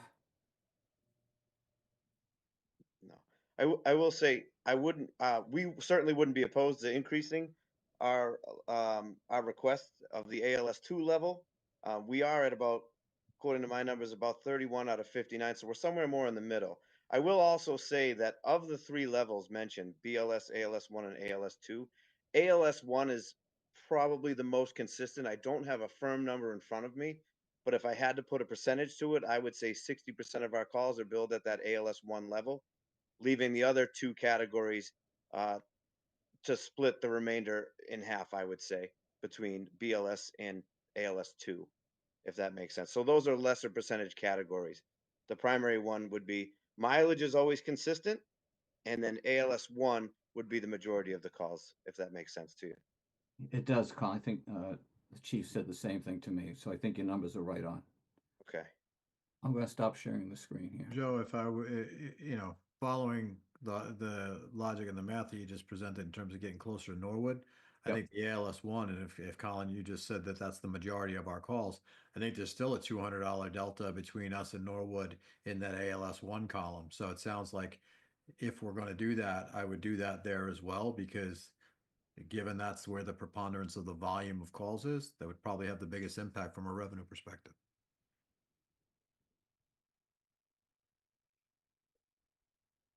Thanks, Rob. And Yes. with that being said, and Chris, where's Chris? Oh, there you are. I know I was a scooch pushy on this, Chris, but in all fairness, I think Colin and Steve have done a terrific job. I think I've suggested some other opportunities, and I'd like to know if Rob and Marianne are in favor of that, but maybe we should just take a step back and vote on this at the 24th meeting so they can double check these numbers and come up with a recommendation that's plain black and white. Well, we had a discussion with the chief where the department made a certain recommendation. And I certainly want to defer to the department in terms of what they think is fair and reasonable. And I appreciate Assistant Chief McCarthy being with us today. I would appreciate the opportunity to absorb this and just to, I think I'd appreciate having the chief here, seeing as he was with us for the original presentation, and I understand he's unavailable and out of the state currently.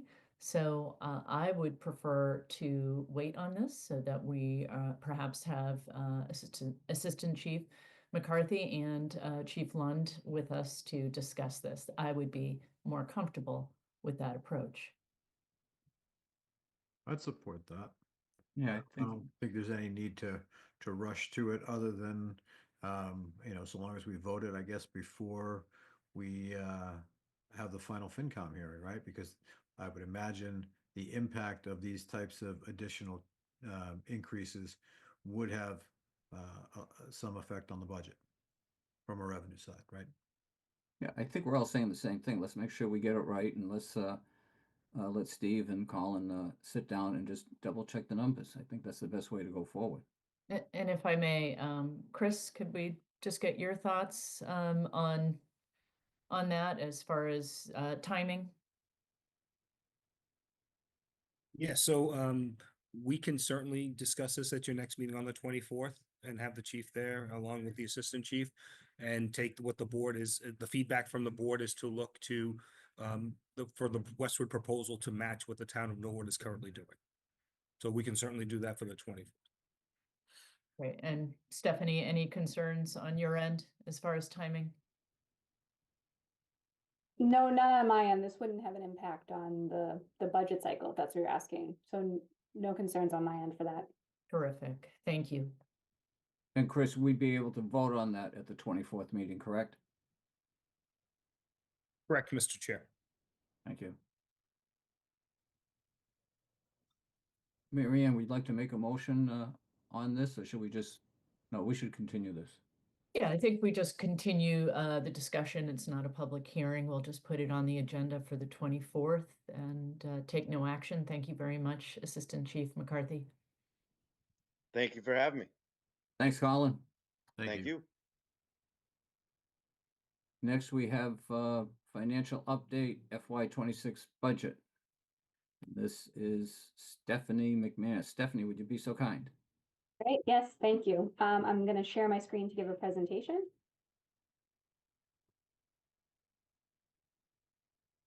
Okay, do you see that okay? Yes. Great, thank you. So tonight I'm just here with some updates on the FY26 budget. Just as a reminder, the last time I was in front of the board discussing this topic was March 3rd, I believe. And at that time, yes, March. Previously the board had approved a budget to be released, an overall budget that was balanced at that time. That was released. The document was distributed. Since then, I've presented in front of the FinCom the budget as was released. We've also had a number of subcommittee meetings with the Finance and Warrant Commission over the last couple of weeks. All that happens, and then at the same time, we also get updates in the process, as happens every year. So I'm here to just discuss those updates with you tonight. So first, each year in the budget cycle, we get assessments, which are from outside sources that come in. These are numbers that we do not dictate, and they become part of the budget and incorporated once we get those updates. So the first two for assessments are the Blue Hills Regional School Assessment and then the Sewer Department MWRA assessment. For the Blue Hills, the current FY26 budget number is now $102,111, a decrease of $16,700 over the FY25 final budget, or 14% decrease. This is about $28,000 less than the original FY26 estimated budget that was presented to you on February 3rd.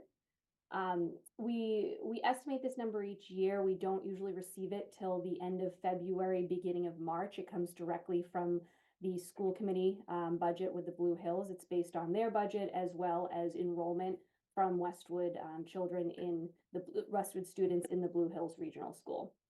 So that update came in February 27th.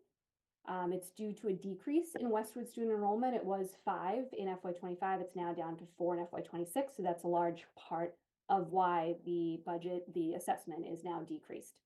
Changes were incorporated into the fixed cost budget to account for these increases in health insurance and comprehensive liability insurance beyond the original estimates. I'll go into that on the next slide in detail, but our health insurance came in and our comprehensive liability insurance increase changed a bit. So the savings, if you will, from this, the decrease over the original budget went towards those two pieces. The Sewer Department MWRA assessment, the updated FY26 number is just over $3 million, a decrease of $111,000 or 3.5% compared to the FY25 final budget.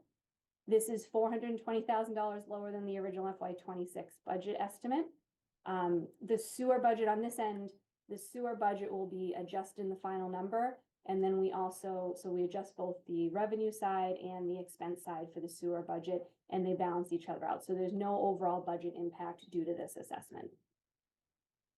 Other changes that have come in that wouldn't really be called assessments, but costs that get updated throughout the budget cycle is the first is health insurance. So up until this point, I've given the board an estimated number based on the GIC's presentation they've been giving over the last couple of months and information they received.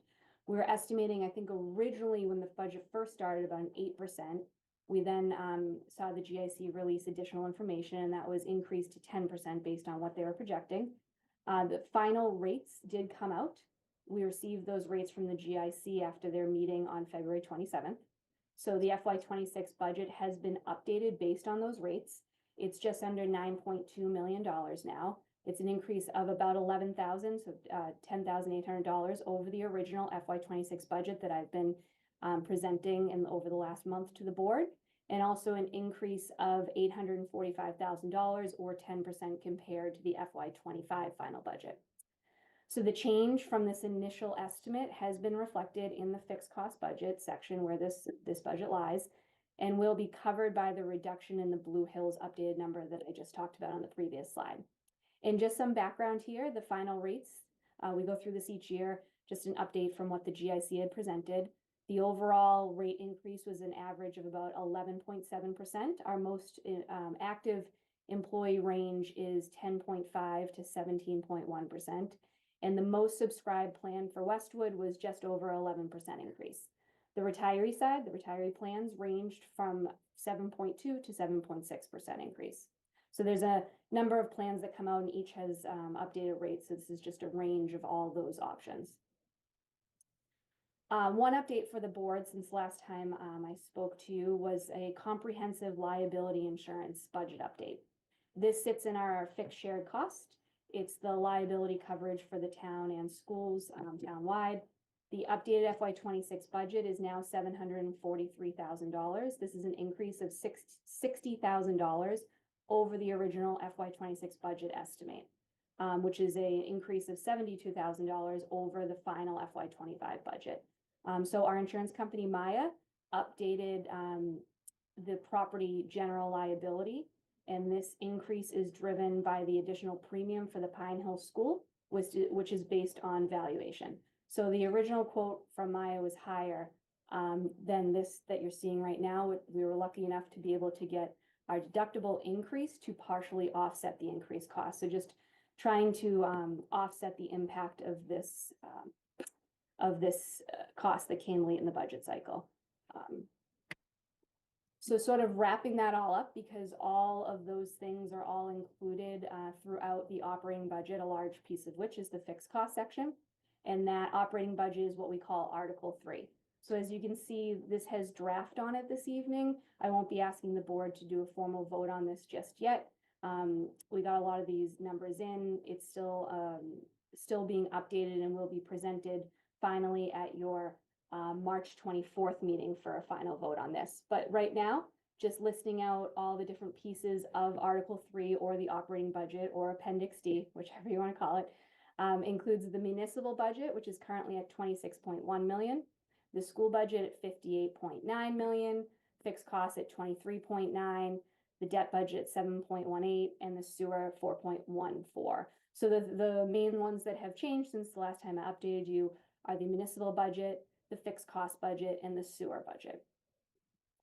So these things have all been updated with the assessments and changes I just went over. Decreases in expenses in the general government portion of the municipal budget partially offsets the cost of these updates. So the Blue Hills was able to cover a good piece of that. We then had to go in to cut expenses in the general government portion of the budget. And then the last update I have on this section is that we are increasing the utilities budget in the DPW building maintenance department by $20,000. This is due to the electric vehicle charges that have gone in. We receive revenue from these charges, but they come in through what's called general fund revenue.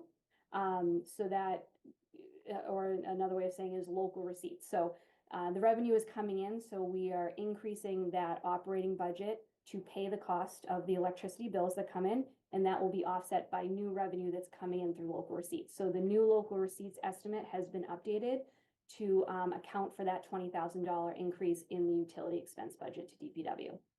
So like I said, Article 3 will be finalized for a vote at the March 24th Select Board meeting. I'll maybe stop there just to, because I know this is kind of heavy information. So before I go on to the next two articles I'm going over tonight, does anyone have questions on these so far? I do. Can you go back one page? Sure. So, all right. As I understand it, we've got sort of just looking at the math that you had. We had an increase or decrease on the Blue Hill side, an increase on the health insurance side. Those things kind of are offsetting each other with respect to the fixed cost budget. But there's also, you know, an increase of 60,000 in the liability sort of property insurance related to the Pine Hill School. Now, the school committee's already voted their bottom line budget. Is it safe to assume they're going to have to revisit that to be able to pick up their half of the shared costs? That is an item that is being discussed right now. Okay. The split between, that's why I'm not having Article 3 be voted tonight. That has not sort of settled yet as to where this entire increase is being funded from. Okay.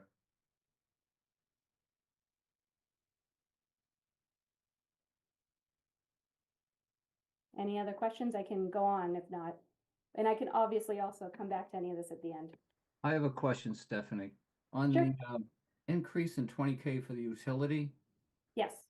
did you say something about the EV charges, that we've got a revenue stream coming in? Yes, correct. I thought we were supposed to set the rates. This is an anticipation, so this will be for the FY 26 budget.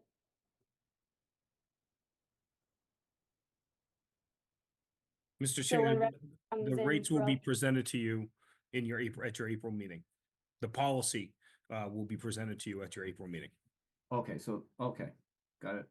There Thank have you. been some changes to the draft with some other changes that have happening with some electric vehicles within the police department. So we're updating that policy, that draft policy for you. Okay, thanks, Chris. Thanks, Stephanie. So then I'm just going to move on to what we call budget articles 1 and 2. So these are specifically for the FY 25 budget. It's adjustments by transfer to cover any expenses that we expect to be over in the current fiscal year. So budget article 1 is for adjustments to close out FY 25 using transfers from one operating budget account to another. So for this year, snow and ice, last year, I believe there was a $50,000 transfer on the same article last year. This year, while there wasn't a ton of snow, there was definitely a lot of ice events, rains that were freezing over. This includes any contracted services, supplies such as salt, all of that. So projecting out what we've spent to date so far and what we'll need to close out that account, the recommendation is $192,000. And the funding source for that would be the Finance and Warrant Commission reserve fund. So the main reserve fund through the FinCom of funding also of $192,000. Budget Article 2 are the budget adjustments by appropriation. So this is to close out again FY 25 using transfers from additional available funds. So not just from one operating account to the other, but from available funds. The first two items listed here will be for the police department salaries and fire department salaries for a total of $335,000, which recommendation would be to fund through free cash. On the police side, it is a total of $75,000. This is to supplement the police department salary budget, largely due to turnover related expenses. There's been a total of 4 retirements in FY 25, which all include payouts. So just to projecting out what they will need to close out their budget for the year. And then the fire department salaries. This is for a total of $260,000. This is doing an analysis on what they've spent so far to date, what they're averaging out for base salaries, and really it's overtime, and then projecting out what they might need to cover the rest of the year. On the ambulance services and equipment side, this is a standard annual supplement to the ambulance expense budget, which is within the fire department budget. So each fiscal year, there's an amount for ambulance supplies in their base expense budget, and then we evaluate towards the end of the fiscal year around this time, any based on the actual activity, and determine what is needed to supplement that. So the total for that is $120,000, and the funding source for that piece would be ambulance receipts. So this total article comes to $455,000. Any questions on that, on those two?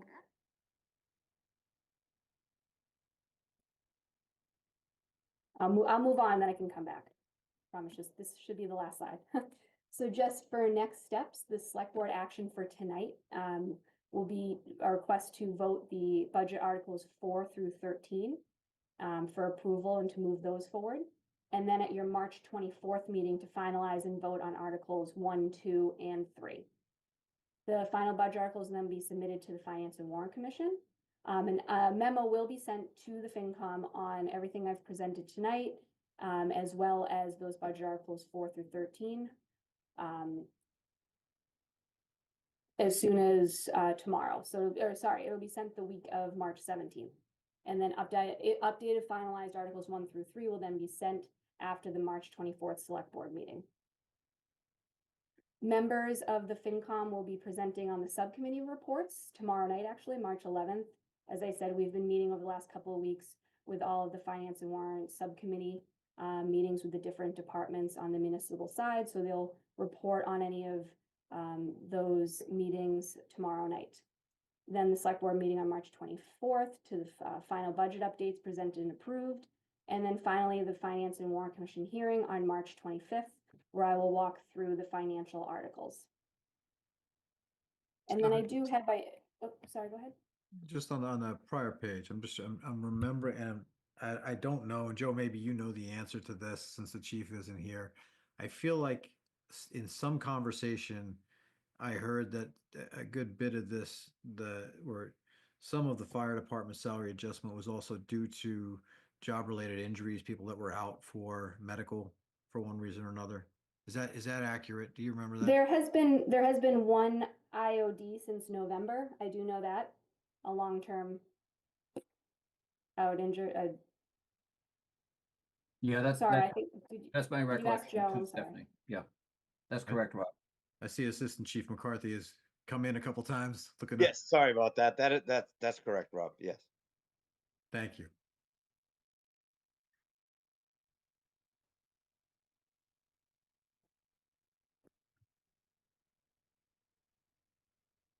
Okay. I'm happy to answer any questions anyone has on any of that.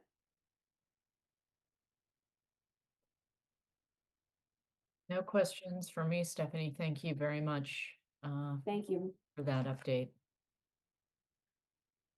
You all set, Rob? I'm all set, Joe. Thank you. I am too. Thank you, Stephanie. Thank you.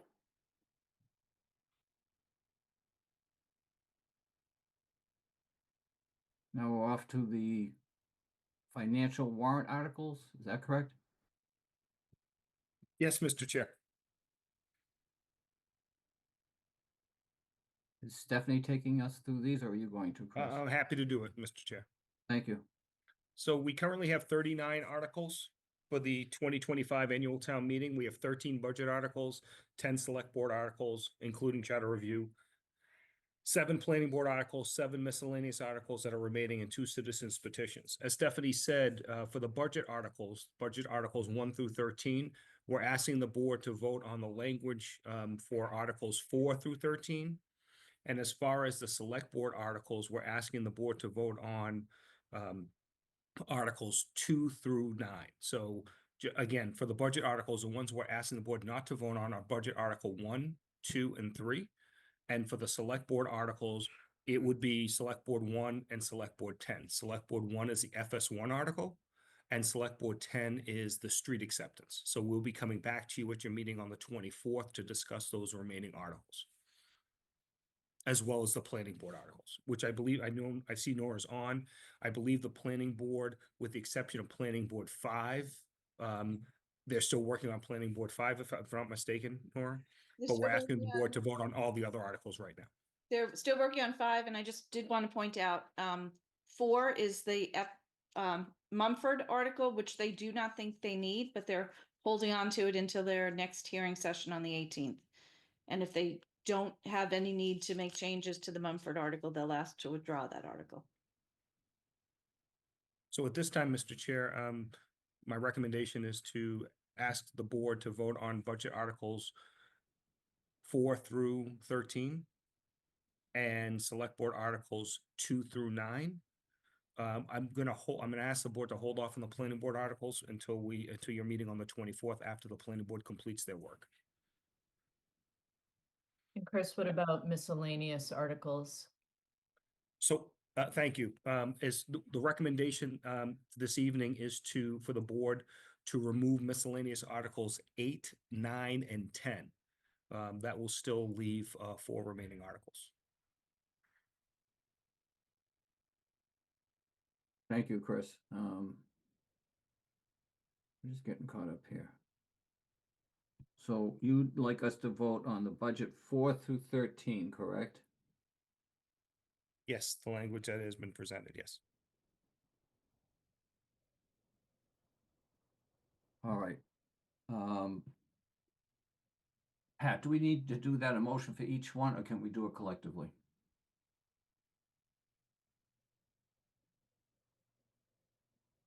It's cleaner if you do it individually. It's clearer if there's any questions later down the road, but it's also not efficient from a time perspective. So I would prefer you do them individually and just move them as reasonably as you can. Individually, by budget article number. Okay, That way your votes are clear and the record's clear. sure. Is there any, let me just pose this, is there any further discussion with respect to budget articles 4 through 13 before before I start to move that language? I apologize, select board members, but I think it's cleaner. No need to apologize. Let's get it right. I had no changes to the language that I saw necessary on budget articles 4 through 13. Okay. Then I move that the select board vote to support the article language for budget article number 4. Second. Roll call. Aye. Aye. I vote aye as well. Motion carries. On to number 5. I move that we vote to support the article language for budget article number 5. Second. Roll call. Aye. Aye. I vote aye as well. Unanimous. Number 6, Marianne. I move that the select board vote to support the article language for budget article number 6. Second. Roll call. Yep. Yeah, I think you need Uh, to say my name just so it's clean on the I'm record. sorry, Mary. I know you're multitasking. Shame on me. Okay. I vote aye. Yeah. Rob? Aye. I vote aye as well. And the motion for budget article number 7, Marianne.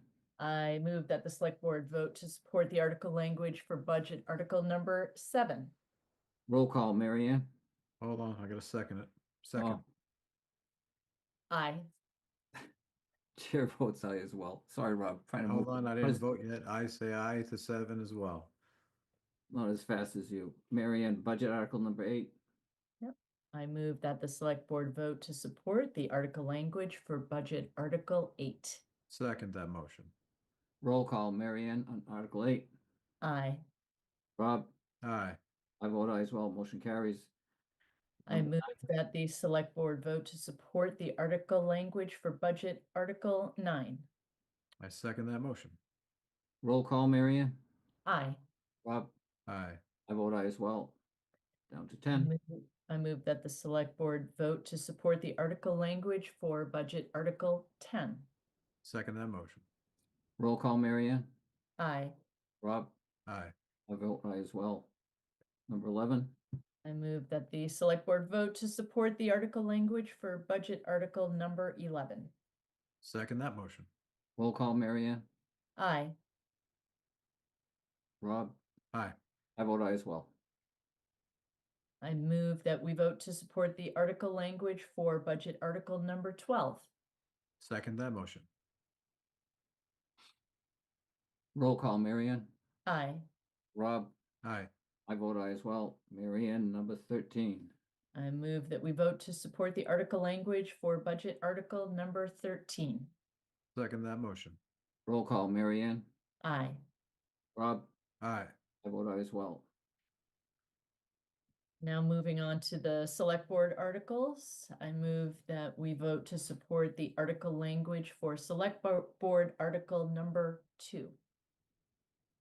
Second that motion. Roll call, Marianne. Aye. Rob? Aye. I vote aye as well.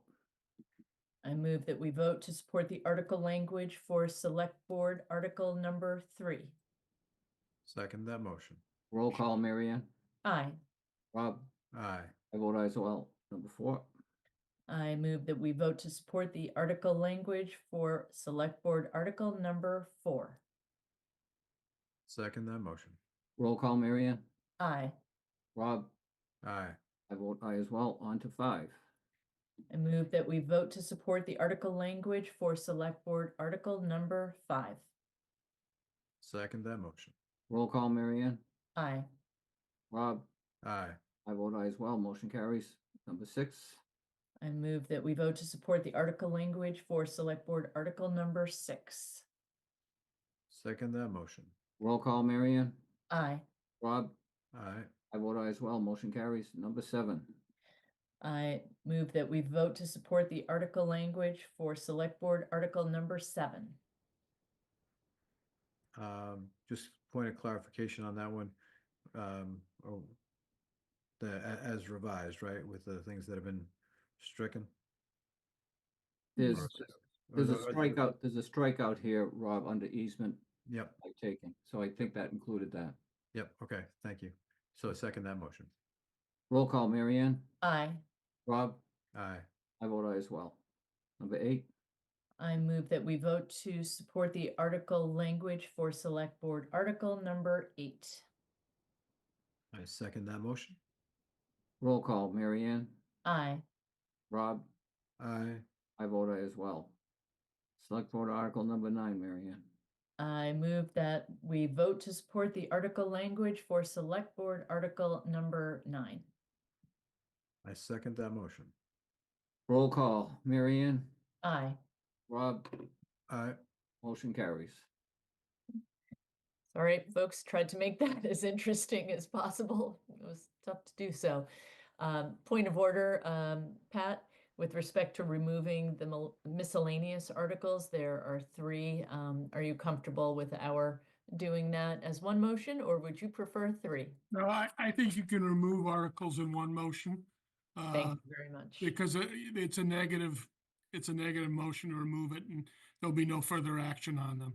But where there's further action, I think it's clearer the other way. That makes a lot of sense.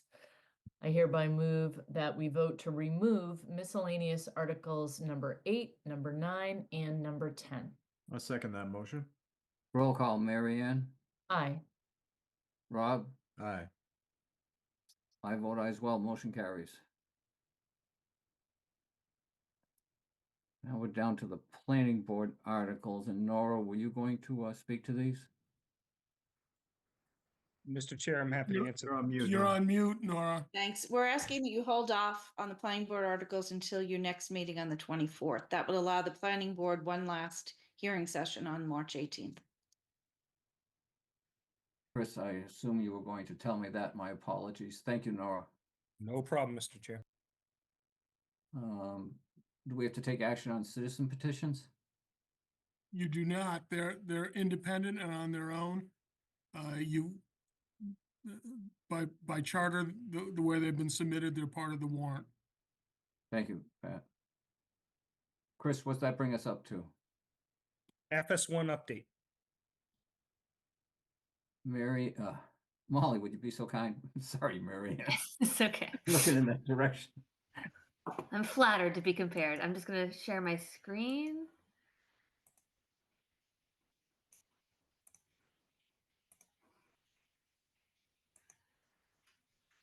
All right.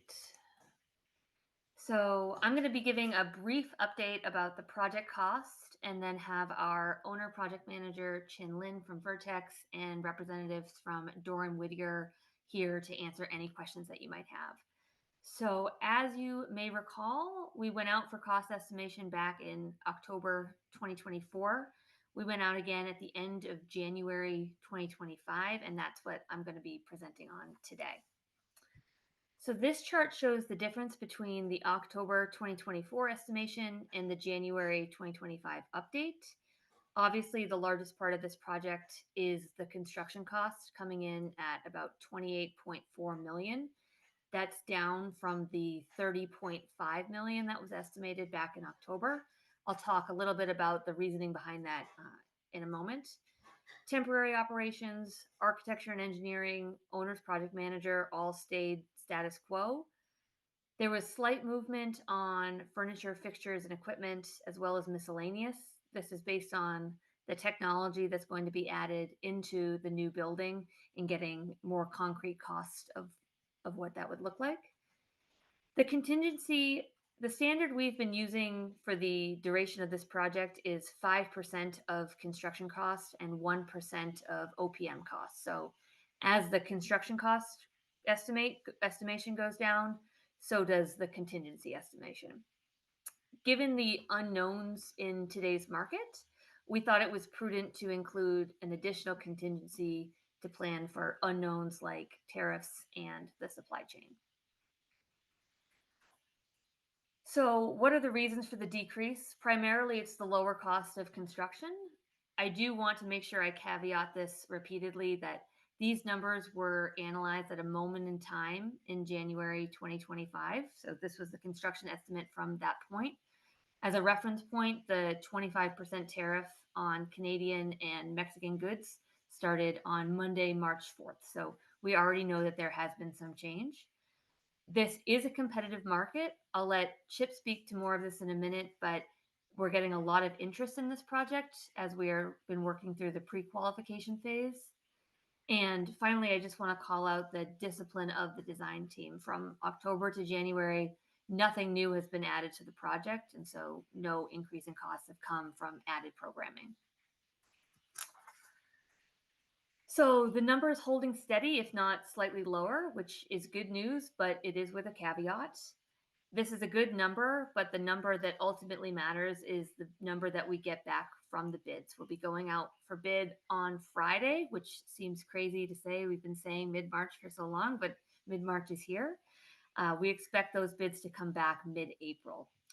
No one has a crystal ball. No one knows what the next 3 months are going to bring. That's why we thought it prudent to increase that contingency line by adding the additional contingency line to give us a little bit of buffer as if costs start to increase over the next 6 weeks.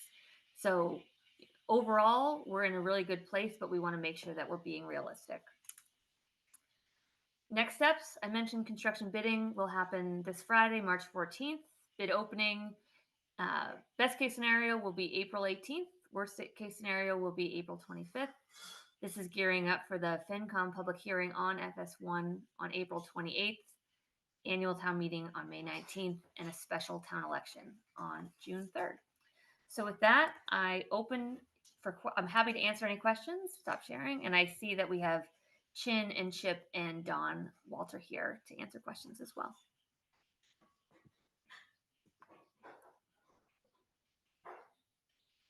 I have a question, if I may.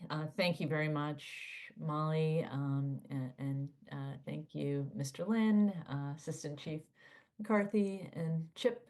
I was just hoping perhaps you folks could speak a little more to the suggested increase in the contingency in terms of what is happening now industry-wide and the methodology of that recommendation. Perhaps Chin, would you be able to speak to that? Yeah. So the construction cost is made out of material and labor part is about 60%, and material is 40%. That's the sort of general rule of thumb. And so this is sort of, if you were to do the math, then we have roughly 30 million, using a round number, $30 million worth of construction. 40% of that, and then not all 40% of that could be subject to tariff because of the fact that the things like brick and concrete will be local because nobody will be shipping them that long of a distance.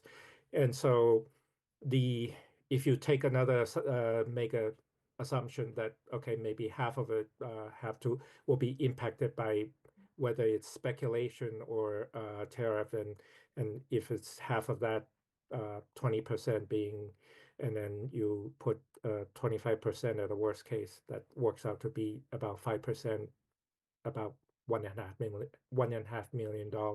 So we should be able to weather the fluctuation in the worst within that number. So that give you a sense of sort of degree of magnitude in terms of the actual tariff might impact the job. Thank you. Can I follow up on that, Chin? I had the same question, Marion. So when you calculated the contingency, did you take the steel costs and multiply it by 1.25, or how did you get that contingency number?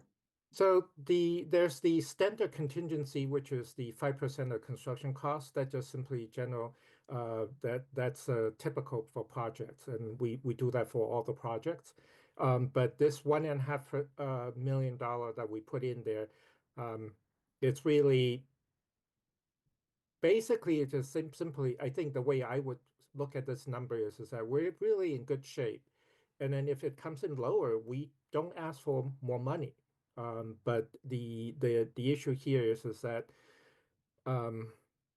you really want to have some extra money sitting around, because if the tariff happens after we sign the contract, they have grounds to ask for additional money because they didn't bid the project with that piece of information.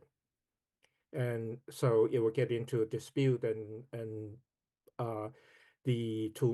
that will be considered to be beyond the control of the contractor.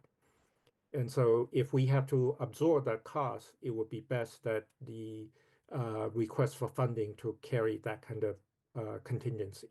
But we should be open about it and transparent about it, so that everybody knows what we are carrying as a sort of buffer, just in case the tariff and other fluctuation take place.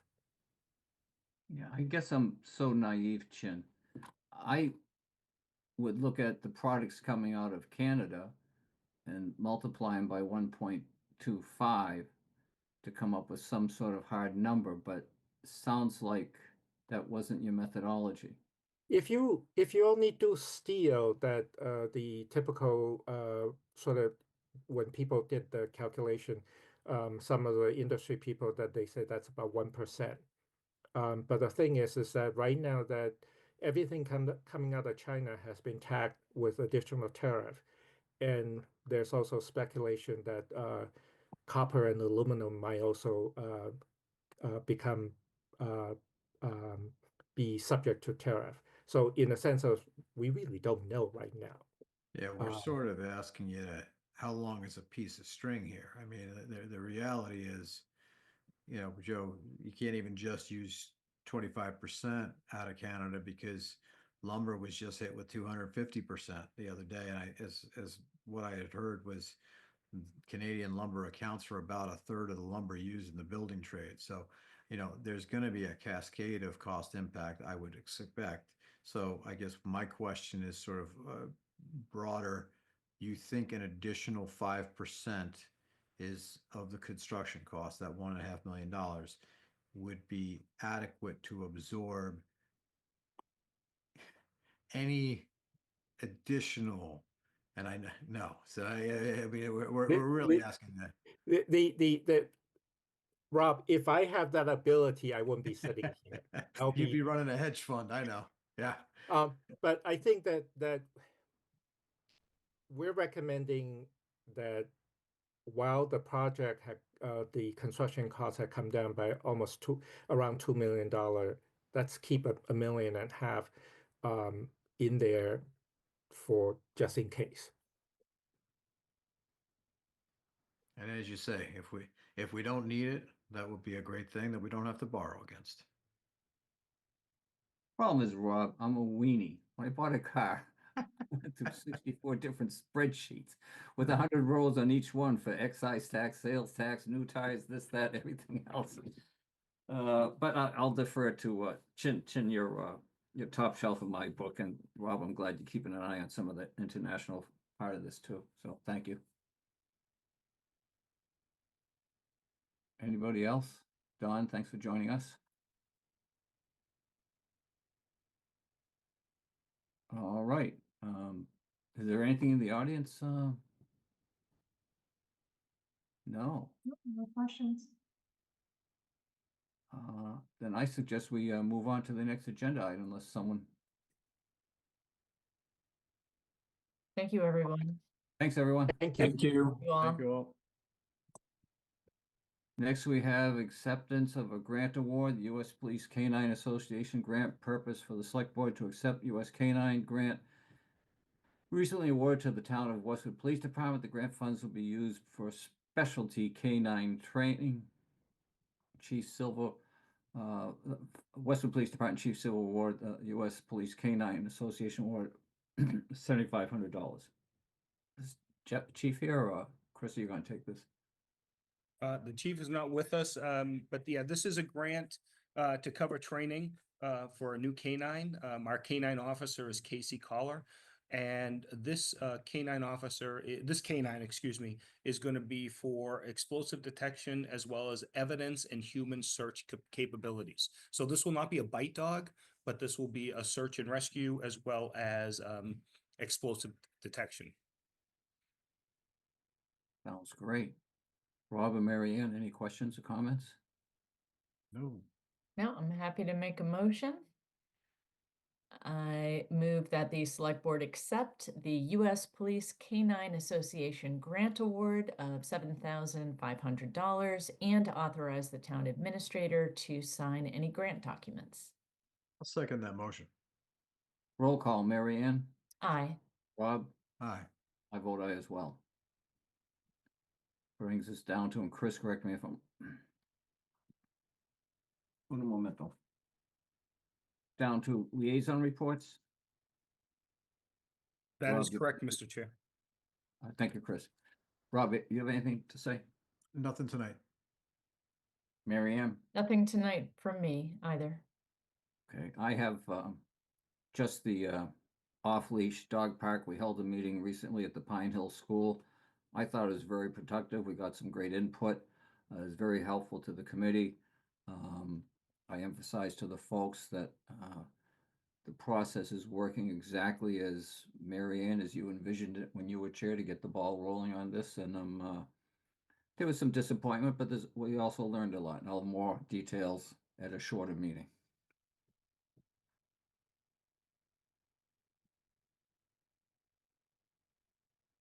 Brings us down to approval of minutes for 2/23/25, or 2/3/25.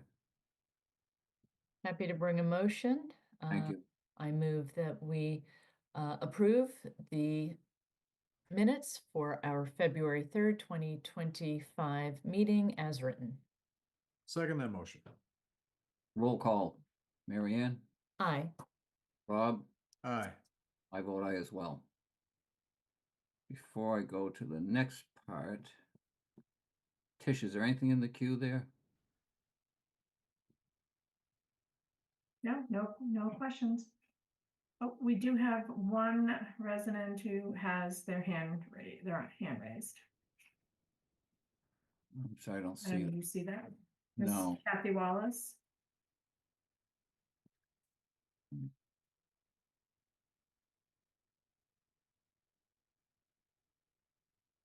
I assume she wants to be allowed in as a panelist, is that correct? Oh, I see it. I think I see it. Yes, I'll allow her to talk. please. Hi, good evening. Thank you, Pat. Before you tonight, you heard a presentation about a possible source of some revenue, increased revenue as a result of ambulance fees that you will vote on at your next meeting. I anticipate that that might be significant revenue, and I think it's particularly important, and I will continue to advocate for the addition of the 2 firefighters in FY26 because it's essential and it's the right thing to do. And even if you don't put it in the FY26 budget, I will continue to advocate for this because it is that important. I've heard at previous meetings that, we can't hire firefighters, which I think that was true many, many months ago. But we have filled 2 out of the 3 positions that we have, and I've been told that there's activity for that 3rd position to be filled for FY25. I've also seen that Norwood, Medfield, and Needham have hired. So there are people out there, there are good people out there. And I emphasize how important this is. And I continue to hear at meetings that, well, FS1 is the priority. Absolutely, FS1 is a priority. But in my opinion, there's no need to combine those 2 issues. In my mind, lives are the priority. And a safe station and a better staff department is what will make lives the priority. I heard at our meeting on March 4th that, these firefighters were referred to as heroes, which they truly are. I heard that they save lives every day, which they truly do. We cannot put a price on that. So before you, I think you do have a source of funding for this. I also heard at that March 4th meeting that Fire Station 2 went first back in, 10 years ago, so we could deploy more resources out of FS2 due to University Station. That was at the 2015 town meeting. Correct me if I'm wrong, but I think there were 3 firefighters out of that station then, and there's 3 firefighters out there now. I do believe if we add these 2 firefighters, we could put more resources, as we indicated we would 10 years ago, so that you could put an ambulance over there and have better response time to people that live closer to Fire Station 2. So as I said, I'm advocating, this is for all people. There's babies that can have cardiac events. There's people that can have allergic reactions of all ages. There's pregnant women that, might go into labor unexpectedly and they deliver a baby, which they have already done. The seniors, people working out at the gym, they saved a life of somebody working out at the gym. Look at the fires that are breaking out in woods in Long Island, and South Carolina. It's not just a California thing anymore. So I believe there will be significant revenue. I believe we can take salaries and pay for at least a portion. I'm not Point of order, advocating for. Mr. Chair. Yes. I thought comments were limited to 3 minutes. Okay, I'm done. I implore the board to consider this. And as I said, I'm going to keep advocating for this because it's that important. Thank you. Thank you, Kath. I didn't flip it right away, Rob. I should have. Anything else? I don't see any other hands there. Let's move on to executive session. The select board will be going to executive session to discuss one issue pursuant to General Laws, Chapter 30A, Section 21A3, to discuss a strategy with respect to potential litigation involving the property at 637 High Street, discussion of which would have a detrimental effect on the position of governing body if the discussion were in open session. The board will not be returning to open session, and we will be meeting again on March 24th with the method to be announced. Chris, do you have a crystal ball?